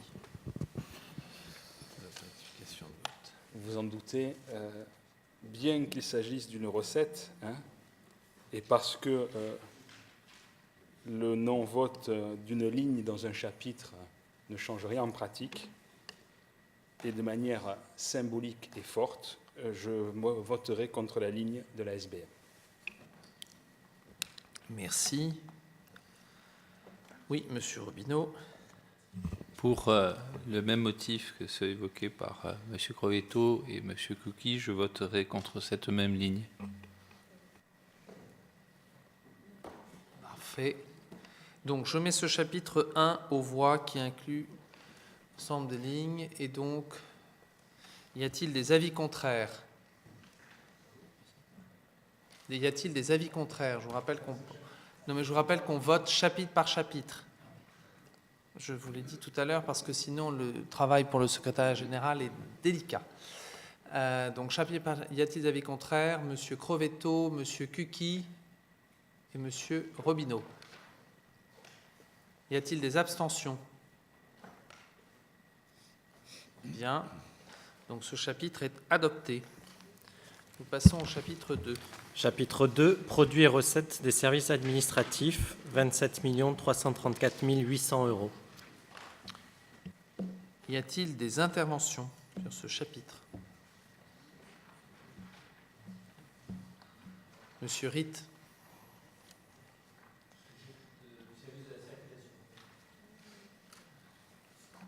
La circulation. La viscosité du trafic automobile tout au long de l'année au niveau des voies accès de la principauté et de plus en plus intramuros est devenu un thème de discussion et de lamentation récurrent. Un trajet Nice-Monaco sur 4 roues vers 8 heures du matin peut consommer autant de temps qu'un vol Paris-Nice. Et en ville, tous les événements importants qui font partie intégrante de la vie économique du pays s'accompagnent d'une gélification persistante de la circulation. Ce phénomène s'aggrave inexorablement malgré toute l'ingéniosité des agents de l'État qui travaillent sans relâche à l'élaboration de solutions propres à améliorer cette situation. Un exceptionnel taux de simultanéité dans l'ouverture de grands chantiers va se produire dès 2015 et laisse augurer d'une possible atteinte d'un point de blocage général du système. Il reste toujours possible de former un bataillon de charmantes hôtesses chargées de distribuer sandwichs et boissons fraîches aux automobilistes bétonnés dans un thrombus massif des voies de circulation. Mais il serait plus rassurant de trouver la méthode d'anticoagulation efficace pour entretenir la fluidité du flux de véhicules. Évoquant ce problème angoissant lors d'une intervention sur le futur chantier du nouveau centre hospitalier, j'avais dit qu'il faudrait, pour trouver des solutions efficaces, faire véritablement preuve de génie. Je pense sincèrement que ce stade est maintenant dépassé et que l'affaire est désormais du ressort de la magie. Pour revenir à des propos plus sérieux au sujet d'un problème qui, lui, l'est vraiment, j'attends des services de l'État concernés par ce sujet une mobilisation générale afin d'élaborer des propositions pour combattre ce fléau qui risque fort, d'ici peu, de nous dépasser. Certaines des préconisations à venir seront peut-être assez rudes à mettre en œuvre, voire franchement impopulaires, mais je pense que le gouvernement pourra compter sur le plein appui du Conseil national pour l'aider à les faire accepter. Merci, Monsieur Ritt. Alors, mes chers collègues, nous sommes sur les recettes. Donc, nous n'allons pas aborder maintenant le thème de la circulation. Si vous en êtes d'accord, docteur Ritt, il vaut mieux qu'on en parle concernant les dépenses ordinaires, où en plus il y a d'autres sujets, notamment sur une recette dont on a parlé concernant les plaques d'immatriculation. Je pensais que vous alliez intervenir sur les plaques d'immatriculation. Mais au titre des dépenses ordinaires, donc ça sera vraisemblablement demain en milieu de soirée, nous reprendrons ce sujet. Est-ce que ça vous convient, docteur? Je vous remercie. Et Monsieur Boisson aussi. Merci beaucoup. Y a-t-il d'autres interventions? Monsieur Boéry. Oui, ça devient un sujet récurrent, mais puisqu'on est sur la ligne du musée d'anthropologie, on le verra ensuite pour le nouveau musée national. Je crois que pour 35 000 € de recettes, il faut qu'on envisage la gratuité de l'entrée dans les musées, de ces deux musées, et le musée d'anthropologie, et après le nouveau musée national. Merci, Monsieur Boéry, de votre décision.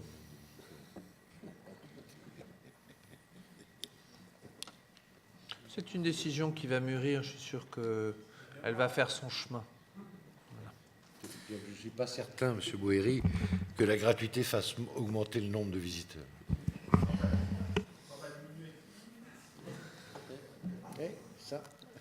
Le jour où il y aura un parking, ça sera une autre histoire en Oui, face. tout à fait. Ça, oui, Voilà. ça, c'est la vraie. C'est le gros problème, parce que le musée, enfin les deux musées, le musée d'anthropologie est un petit peu plus, comment dirais-je, discret, confidentiel, je dirais. Mais, ça peut-être un peu moins. Voilà, mais en tous les cas... C'est normal pour l'anthropologie. Pardon, excusez-moi, mais pour l'anthropologie, c'est souterrain. Mis en avant. Ça, pardon, Monsieur Boéry? L'anthropologie, c'est souterrain. C'est pas confidentiel. Oui, non, ça, je suis d'accord. J'étais sûr que vous feriez un bon mot. Bien, je mets donc ce chapitre 2 aux voix. Oui, Monsieur Crovetto. Excusez-moi, Monsieur le Président, j'avais une intervention par rapport aux recettes des noms de domaine. Je voulais simplement, en tant que vice-président de la Commission des finances et de l'économie, en charge notamment de la modernisation de l'économie, j'espère que Monaco va pouvoir jouer un rôle dans l'économie numérique. C'est quand même dommage d'avoir retardé cette vente des noms de domaine. Ce n'est pas pour le montant de la somme, c'est simplement pour le retard que ça a pris. Merci. Oui, Madame Gramalia, vous souhaitez répondre sur les noms de domaine? Bien. Je me remets donc ce chapitre 2 aux voix. Y a-t-il des avis contraires? Des abstentions? Ce chapitre 2 est adopté. Passons au chapitre 3. Chapitre 3, contribution, 781 374 000 €. Monsieur Grinda. Merci, Monsieur le Président. Une rapide question à Monsieur Castellini. Je suppose que je peux faire cette question-là. Ça concerne le port franc. Les locaux qui ont été inaugurés il y a 2 ans, me semble-t-il, c'est ça? Petite question, vous donne-t-il satisfaction? Sont-ils assez grands, luxueux? Correspondent-ils aux standards habituels que l'on trouve dans des grandes capitales où le luxe et la richesse sont présents? Sont-ils assez luxueux? Oui. Sont-ils assez grands? Pour l'instant, oui.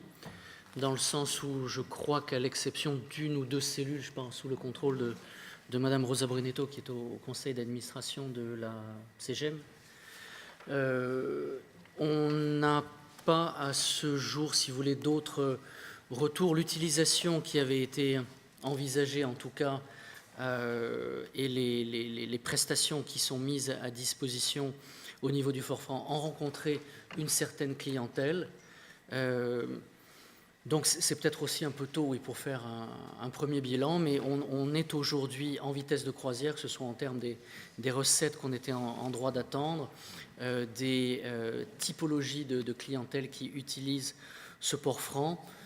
Voilà, on n'a pas de réel besoin à ce stade de l'agrandir, de le moderniser, de faire quoi que ce soit de particulier. Enfin, une fois encore, si Isabelle, qui est plus directement impliquée dans le dossier, a quelque chose à rajouter. Il est surtout apprécié pour sa discrétion, parce qu'effectivement, c'est dans un endroit que l'on taira ici, mais qui est assez discret. Et on a renforcé l'équipe de permanent, on vient de renforcer l'équipe de permanent pour vraiment offrir un service, je ne dis pas 24 heures sur 24, mais ça c'est très apprécié aussi. Plus que le luxe, ça reste un entrepôt, et donc je ne pense pas qu'on nous reproche que ce soit des murs de béton brut, quoi. Non, le luxe, je pensais plutôt au service. Oui, on a une deuxième personne issue aussi de l'administration française, retraitée de l'administration française, qui vient de prendre ses fonctions là, pour compléter l'offre et être disponible au maximum pour la clientèle haut de gamme. Merci beaucoup, Monsieur Boéry. Oui, en liaison avec cette question de sport franc, je me rends compte, je ne suis pas en mesure de le quantifier, mais que maintenant, un certain nombre de collectionneurs demandent de pouvoir avoir des pièces supplémentaires, à la limite, dans leurs propres appartements qu'ils veulent plus grands, s'ils ne peuvent pas disposer d'un port franc. Il y a aujourd'hui une centaine de grands collectionneurs à Monaco. Tous ne veulent pas ça, mais je crois qu'on rentre dans un besoin qui va se développer. Tout à fait. Monsieur Crovetto. Oui, ça va être une intervention aussi bien liée sur la TVA que sur l'ISB. Nous devons, on en est d'accord, je pense, diversifier notre économie et je pense qu'il faut être plus attractif pour de nouvelles entreprises innovantes. À travers diverses initiatives telles que la Startup Weekend ou bien le concours de création d'entreprises de la Jeune Chambre économique, on voit bien qu'il y a un vrai potentiel de création d'entreprises innovantes à forte valeur ajoutée à Monaco. Par exemple, le Studnet, qui était le vainqueur du prix du gouvernement du concours de création d'entreprises de la Jeune Chambre économique l'an dernier, ils ont créé en un an 13 emplois. Donc on voit qu'il y a quand même un certain essor. Et ils ont levé des fonds auprès d'investisseurs. Monaco n'est cependant pas un territoire start-up friendly aujourd'hui. Et je pense qu'il faut mettre en œuvre une véritable politique permettant le développement de sociétés innovantes avec des mesures de bon sens. Je vous donne quelques pistes. La mise en place d'un statut de jeune entreprise innovante monégasque, par exemple, avec la possibilité de se faire rembourser le crédit impôt recherche en trésorerie pour ce type d'entreprise. L'hébergement, une mesure simple et gratuite, on pourrait assouplir les règles d'autorisation d'ouverture d'activité et permettre des solutions flexibles pour les bureaux des jeunes entreprises innovantes monégasques, que ce soit du coworking, que ce soit de l'hébergement dans des locaux d'autres entreprises, et le tout associé bien évidemment au télétravail. On pourrait également créer une pépinière d'entreprise. J'ai visité le NUMA à Paris par exemple. C'est vrai que c'est assez intéressant comme initiative. On pourrait favoriser le financement des jeunes entreprises innovantes monégasques avec par exemple la création d'un fonds d'investissement monégasque qui pourrait être amendé par le gouvernement à la même hauteur que les investisseurs privés. Voilà, ces actions permettraient en outre de développer des emplois qualifiés à Monaco, on en parlait précédemment, et générer de nouvelles recettes. Au niveau de la TVA, je voulais juste revenir 2 secondes là-dessus. Une partie, donc on a parlé de l'immobilier, une partie provient également de la hausse du taux de la TVA française. On est lié par la convention franco-monégasque au taux français. Moi, je frémis en pensant que si la France avait décidé de baisser la TVA pour augmenter la CSG ou pour augmenter d'autres impositions directes, aujourd'hui on se félicite de cette action et des effets positifs que ça a eu sur la TVA monégasque, ça pourrait avoir l'effet contraire. Je vous remercie. Merci, Monsieur Crovetto. Monsieur le conseiller. Au risque d'être à cette heure tardive un mauvais coucheur, je ne sais pas si, effectivement, si nous sommes un territoire start-up friendly. Moi, ce que je recherche, c'est des entreprises qui sont VAT friendly et ISB friendly. Donc, tout ce que vous dites fait du sens, notamment concernant l'emploi. Enfin, c'était une boutade. Mais il est clair que tout ce qui aide, que ce soit, on l'a évoqué tout à l'heure, pour des nationaux aujourd'hui ou demain, ou de manière plus générale, à la création d'emplois, et je retiens votre idée du fonds d'investissement, mérite certainement d'être approfondi. Une fois encore, ce n'est pas un débat que je souhaite ouvrir à cette heure-ci, mais on s'aperçoit de l'importance également au niveau de tout ce qui est création d'entreprises, que ce soit des entreprises ou des structures, je dirais, de type conseil, de type service à la personne, etc., comme il s'en crée par dizaines chaque année, et même par centaines, et j'en présente régulièrement en conseil de gouvernement toutes les semaines, l'importance que ces créations d'entreprises ont également sur nos caisses. Donc on a aujourd'hui, au niveau notamment des caisses maladie et retraite des travailleurs indépendants, des résultats tout à fait positifs qui sont enregistrés grâce à un nombre record de nouvelles personnes qui sont autorisés chaque année. Donc, voyons effectivement ma boutade initiale mise à part, la problématique de manière beaucoup plus générale, et on doit pouvoir réfléchir notamment sur la question d'abonder un fonds et de permettre à certaines de ces petites structures de trouver un terreau favorable à Monaco.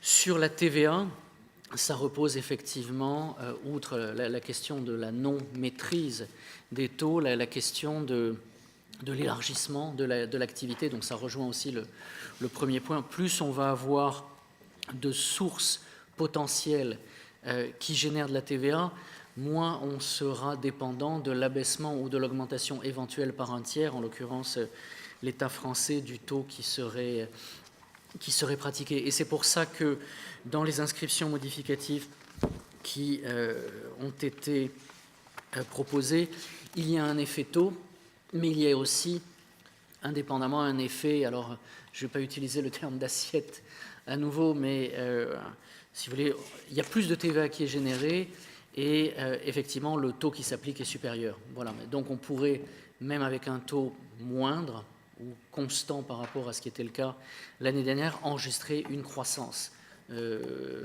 Sur l'un des leviers, on peut plus facilement agir. C'est effectivement la diversification de l'économie, la création d'emplois, la création d'entreprises, une consommation qui reste soutenue. Sur les taux, évidemment, on n'a pas malheureusement ce levier-là. Excusez-moi, je voulais juste rebondir sur l'activité. Il y a quand même quelque chose qui m'interpelle, c'est de voir le chiffre d'affaires hors activité financière et assurance baisser de près de 10% sur le premier semestre, notamment dans deux secteurs, la construction. Donc effectivement, quand on parlait de la section 7 et quand on parlait de ce qui était dépensé et ce qui était provisionné, il y a un impact direct malgré tout sur le secteur de la construction. Et il y avait les commerces de gros. Donc voilà, d'où l'importance, à mon avis, de diversifier effectivement. Merci. Merci. La parole est à M. Clérici. Merci, Monsieur le Président. Je reviens sur la question qui était intéressante de M. Grinda, à laquelle il n'a pas été vraiment répondu. L'idée, c'est de savoir si le port franc est plutôt vide ou plutôt plein. Je l'ai dit, il reste une ou deux cellules sur 19 ou je ne me souviens plus, c'est ça. Donc il est à 85% plein, 90% plein. C'est une réussite, oui. Okay. Sur le... Pardon, on a une possibilité d'extension à l'étage du dessus ou du dessous, je crois. Donc avec la possibilité de louer des locaux complémentaires et de les équiper de la même façon. Donc c'est quelque chose qu'on n'exclut pas à moyen terme. Rebondir sur ce que disait M. Crovetto, et pour reprendre ce que vous disiez, vous, Monsieur le Ministre, dans votre réponse au rapport du président de la Commission des Finances, vous avez raison, il faut à tout prix privilégier une économie diversifiée. On parle beaucoup effectivement de l'immobilier, mais aujourd'hui, il y a non seulement le commerce de gros, le commerce de détail, les sociétés de services et l'industrie qui rapporte, je crois, 40 millions de TVA, bon an, mal an. Donc, aujourd'hui, je crois qu'il n'est pas question de laisser tomber l'industrie. L'industrie qui, en plus, il y a tout un tas d'effets induits de l'industrie, notamment sur Fontvieille, en redistribution, si vous voulez, les pendulaires consomment de manière générale tous les jours dans les commerces de bouche de Fontvieille. Donc, et ensuite, elle participe grandement à la pérennité des régimes de retraite et des régimes de sécurité sociale. Donc, tout ça, ça veut dire que l'industrie est aujourd'hui importante encore à Monaco. Je vous dis ça parce qu'on a reçu, on va recevoir bientôt un grand patron de l'industrie, et il est temps de se pencher sur leur cas, parce qu'un jour ou l'autre, on aura un problème. On a déjà des problèmes. Vous voyez, Monakem aujourd'hui est en train de fermer. On a eu Misaki, qui est une autre entreprise qui a fermé, et donc 27 employés, salariés qui sont mis au chômage. On a un problème quand même dans l'industrie. Si on peut servir d'amortisseur, il faut le faire, parce que l'industrie aujourd'hui rapporte encore à l'État monégasque. Merci. Je voulais juste ici donner une toute petite précision, c'était par rapport à la remarque que M. Pasquier a fait tout à l'heure. Même s'il n'y a pas d'inscription modificative, c'est au niveau de cet article 02310 que la fiscalité de l'épargne est comptabilisée. Elle disparaîtra, cette ligne disparaîtra sans doute un jour, probablement pas, même certainement pas dès le budget primitif 2015, donc on devrait retrouver une ligne. Les discussions avec les services de l'Union européenne se poursuivent. Une fois encore, on ne va pas rentrer dans le débat de la fiscalité à cette heure-ci.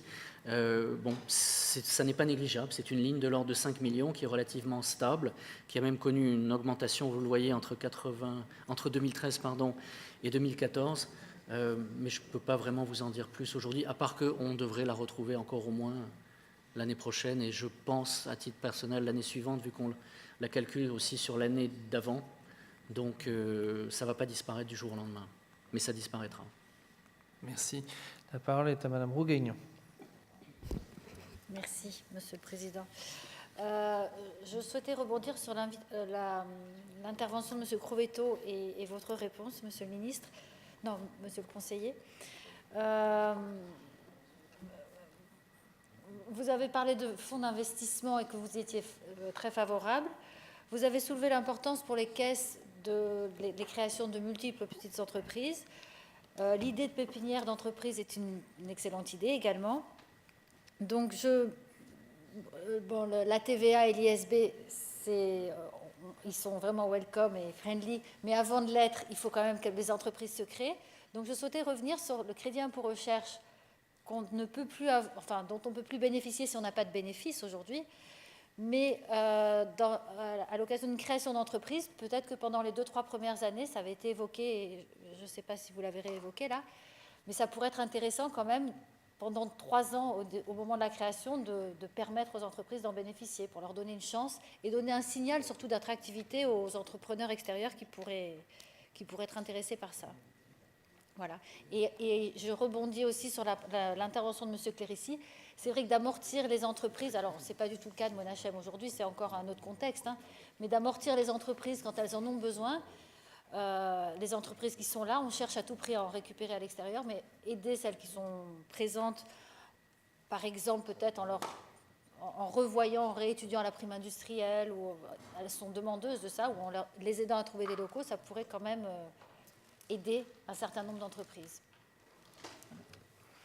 Enfin, sur le crédit impôt recherche, vous connaissez ma position, j'ai déjà eu l'occasion de l'exprimer. Au début, encore faudrait-il que ça n'ait pas des conséquences négatives trop importantes sur les comptes de l'État. Je vous rappelle que les mesures qui ont été prises par le gouvernement l'année dernière ont permis cette année des inscriptions budgétaires supplémentaires de l'ordre de 10 millions d'euros. Ça n'est pas rien. Le fait d'avoir restreint effectivement l'accès au CIR aux entreprises payant effectivement l'impôt et pouvant déduire de l'impôt, de leurs résultats et donc de l'impôt payé une somme sur plusieurs années si besoin, nous permet aujourd'hui d'avoir cette croissance assez significative que nous espérons pérenne aussi de l'impôt sur les sociétés après 1 ou 2 années un peu compliquées. Maintenant, voyons effectivement si sur des montants plus faibles, on ne peut pas trouver d'autres solutions. Oui, on évoquait le fonds d'investissement, le capital risque, le capital investissement,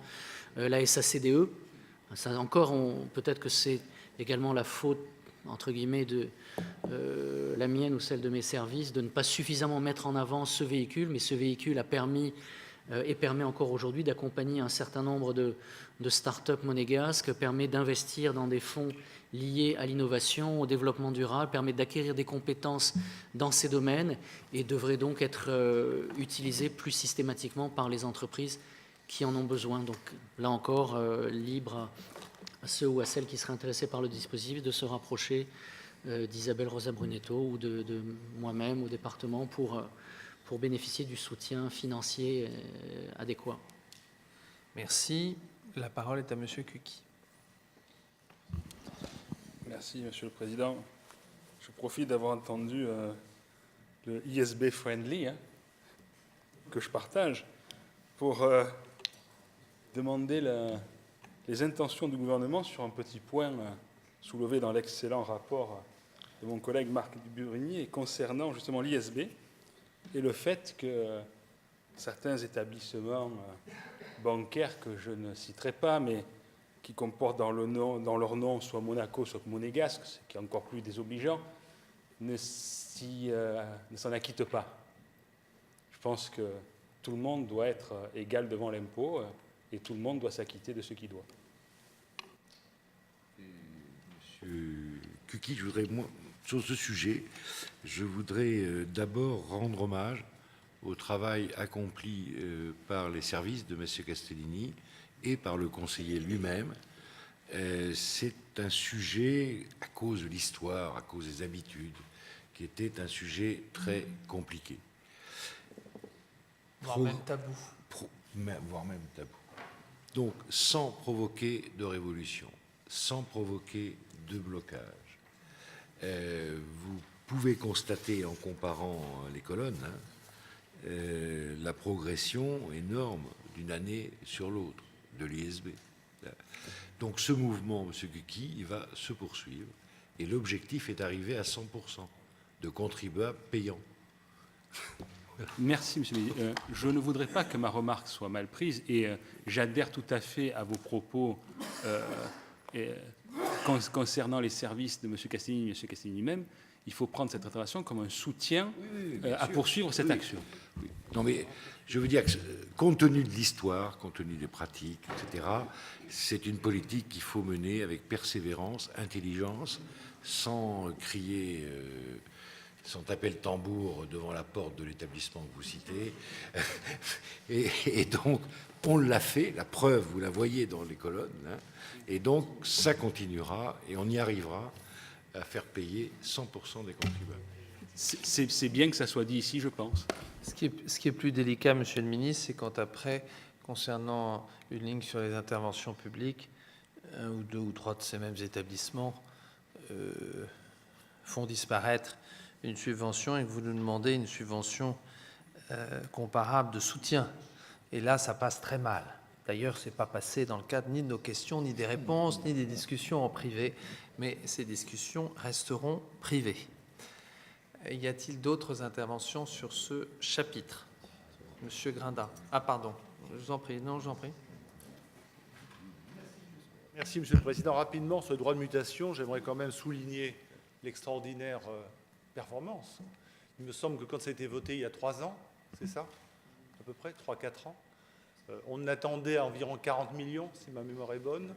On en est aujourd'hui à 110 millions. Donc c'est une mesure qui a été votée sous la précédente législature, si je ne m'abuse, et qui est véritablement une très très bonne mesure qui rapporte énormément d'argent à la principauté. Et on ne peut tous que s'en féliciter. Moi, j'ai une petite question sur la prolongation des droits transitoires, les fameux 1% pour le retour en transparence des biens dits opaques. Et il faudrait quand même, comme vous l'avez dit, Monsieur le ministre d'État, il faudrait quand même fixer un jour une date butoir et dire à partir de cette date-là, c'est fini. Et préciser dans quelles conditions c'est fini. Donc, si c'est début, le plus tôt ça sera, dirons-nous, mieux on se portera. Merci. Monsieur Grinda, vous n'étiez pas élu il y a quelques années. Nous sommes ravis que vous soyez élu. J'étais né. Oui, je me doute. Moi aussi, bien malheureusement. Concernant les droits de mutation, ils ne sont pas nés dans la réforme de 2012. Vous savez que Monaco, le fonds de réserve constitutionnel, qui a 2 milliards d'euros en réserve, près de 2 milliards d'euros, provient, entre autres, mais en grande partie, de la TVA immobilière et puis des droits de mutation. La réforme de ces droits de mutation, elle avait 2 parties. Et je laisserai mon excellent collègue, le président de la Commission des Finances, dire un mot après. Dans ces 2 parties de cette réforme, il y en avait une qui consistait à baisser les droits de mutation pour inciter les gens, effectivement, à opérer de façon claire et transparente, onshore et non pas offshore.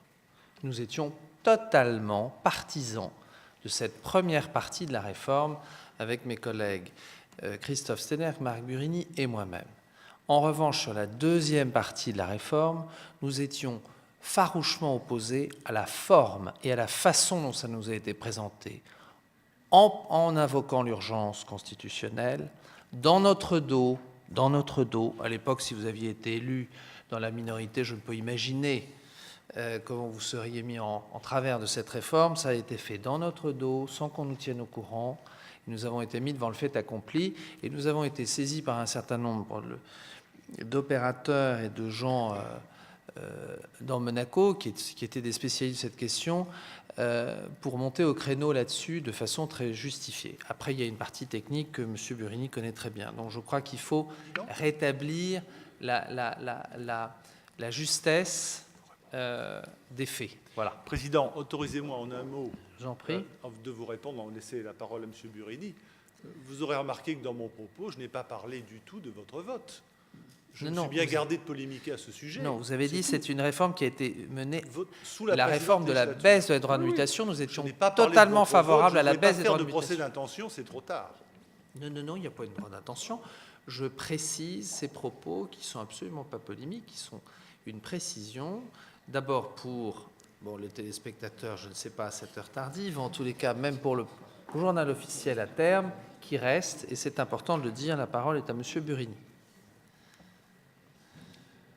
Oui, on va pas faire l'historique. Non, mais enfin c'est important. La genèse de cette loi, au commencement, était les droits de mutation.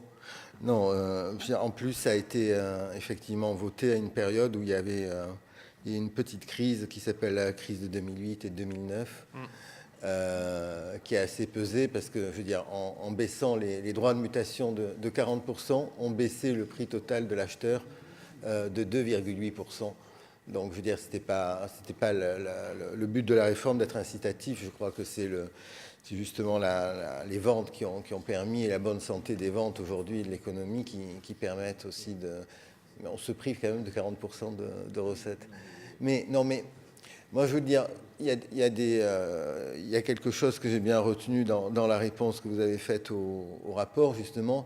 C'est cette clause de rendez-vous qu'on a début de l'année prochaine. Et je veux dire, on pourra discuter, de toute façon, c'est des discussions qui sont beaucoup plus privées en commission de travail.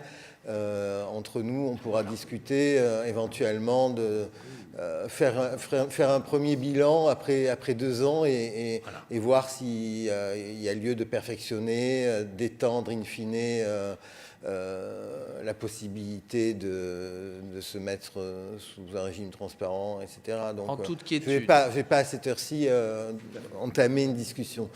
Je ne veux pas rallumer le débat, mais quand même, pour l'information complète des téléspectateurs, il y a effectivement dans ce texte 2 volets. Le premier volet, Monsieur le Président, vous l'avez dit, nous avons ensemble pris le risque de baisser nos droits de mutation pour faire repartir un marché immobilier. Il faut relire ce que le président de la Chambre immobilière écrivait en 2009-2010 sur l'état du marché immobilier.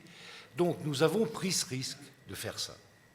Alors pour cette raison, et sans doute pour des raisons tenant à la conjoncture internationale, le marché immobilier de Monaco est reparti. Et aujourd'hui, ça marche même fort. Bon. Peut-être même un peu trop. Peut-être même un peu trop, mais ça c'est difficile. Alors ça c'était le premier but.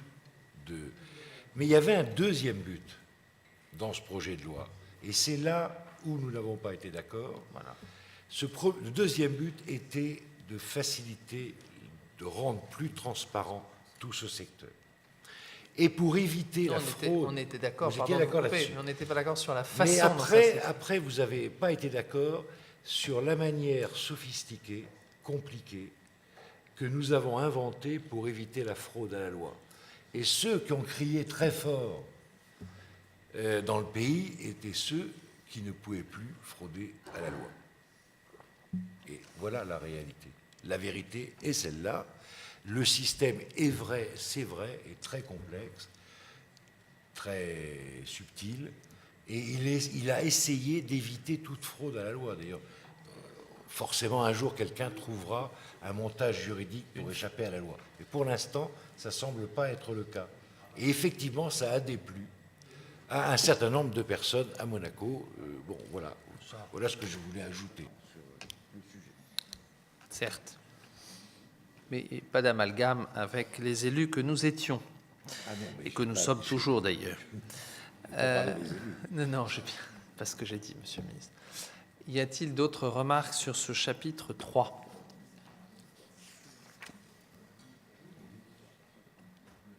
S'il n'y a pas d'autres remarques sur ce chapitre 3, je mets donc aux voix ce chapitre 3. Y a-t-il des avis contraires? Des abstentions? Chapitre 3 est adopté. Bien, mes chers collègues, nous nous retrouverons demain à 17h. Cette soirée a été longue, mais nous avons terminé les recettes et nous commencerons demain à la section 7 à 17h. Merci.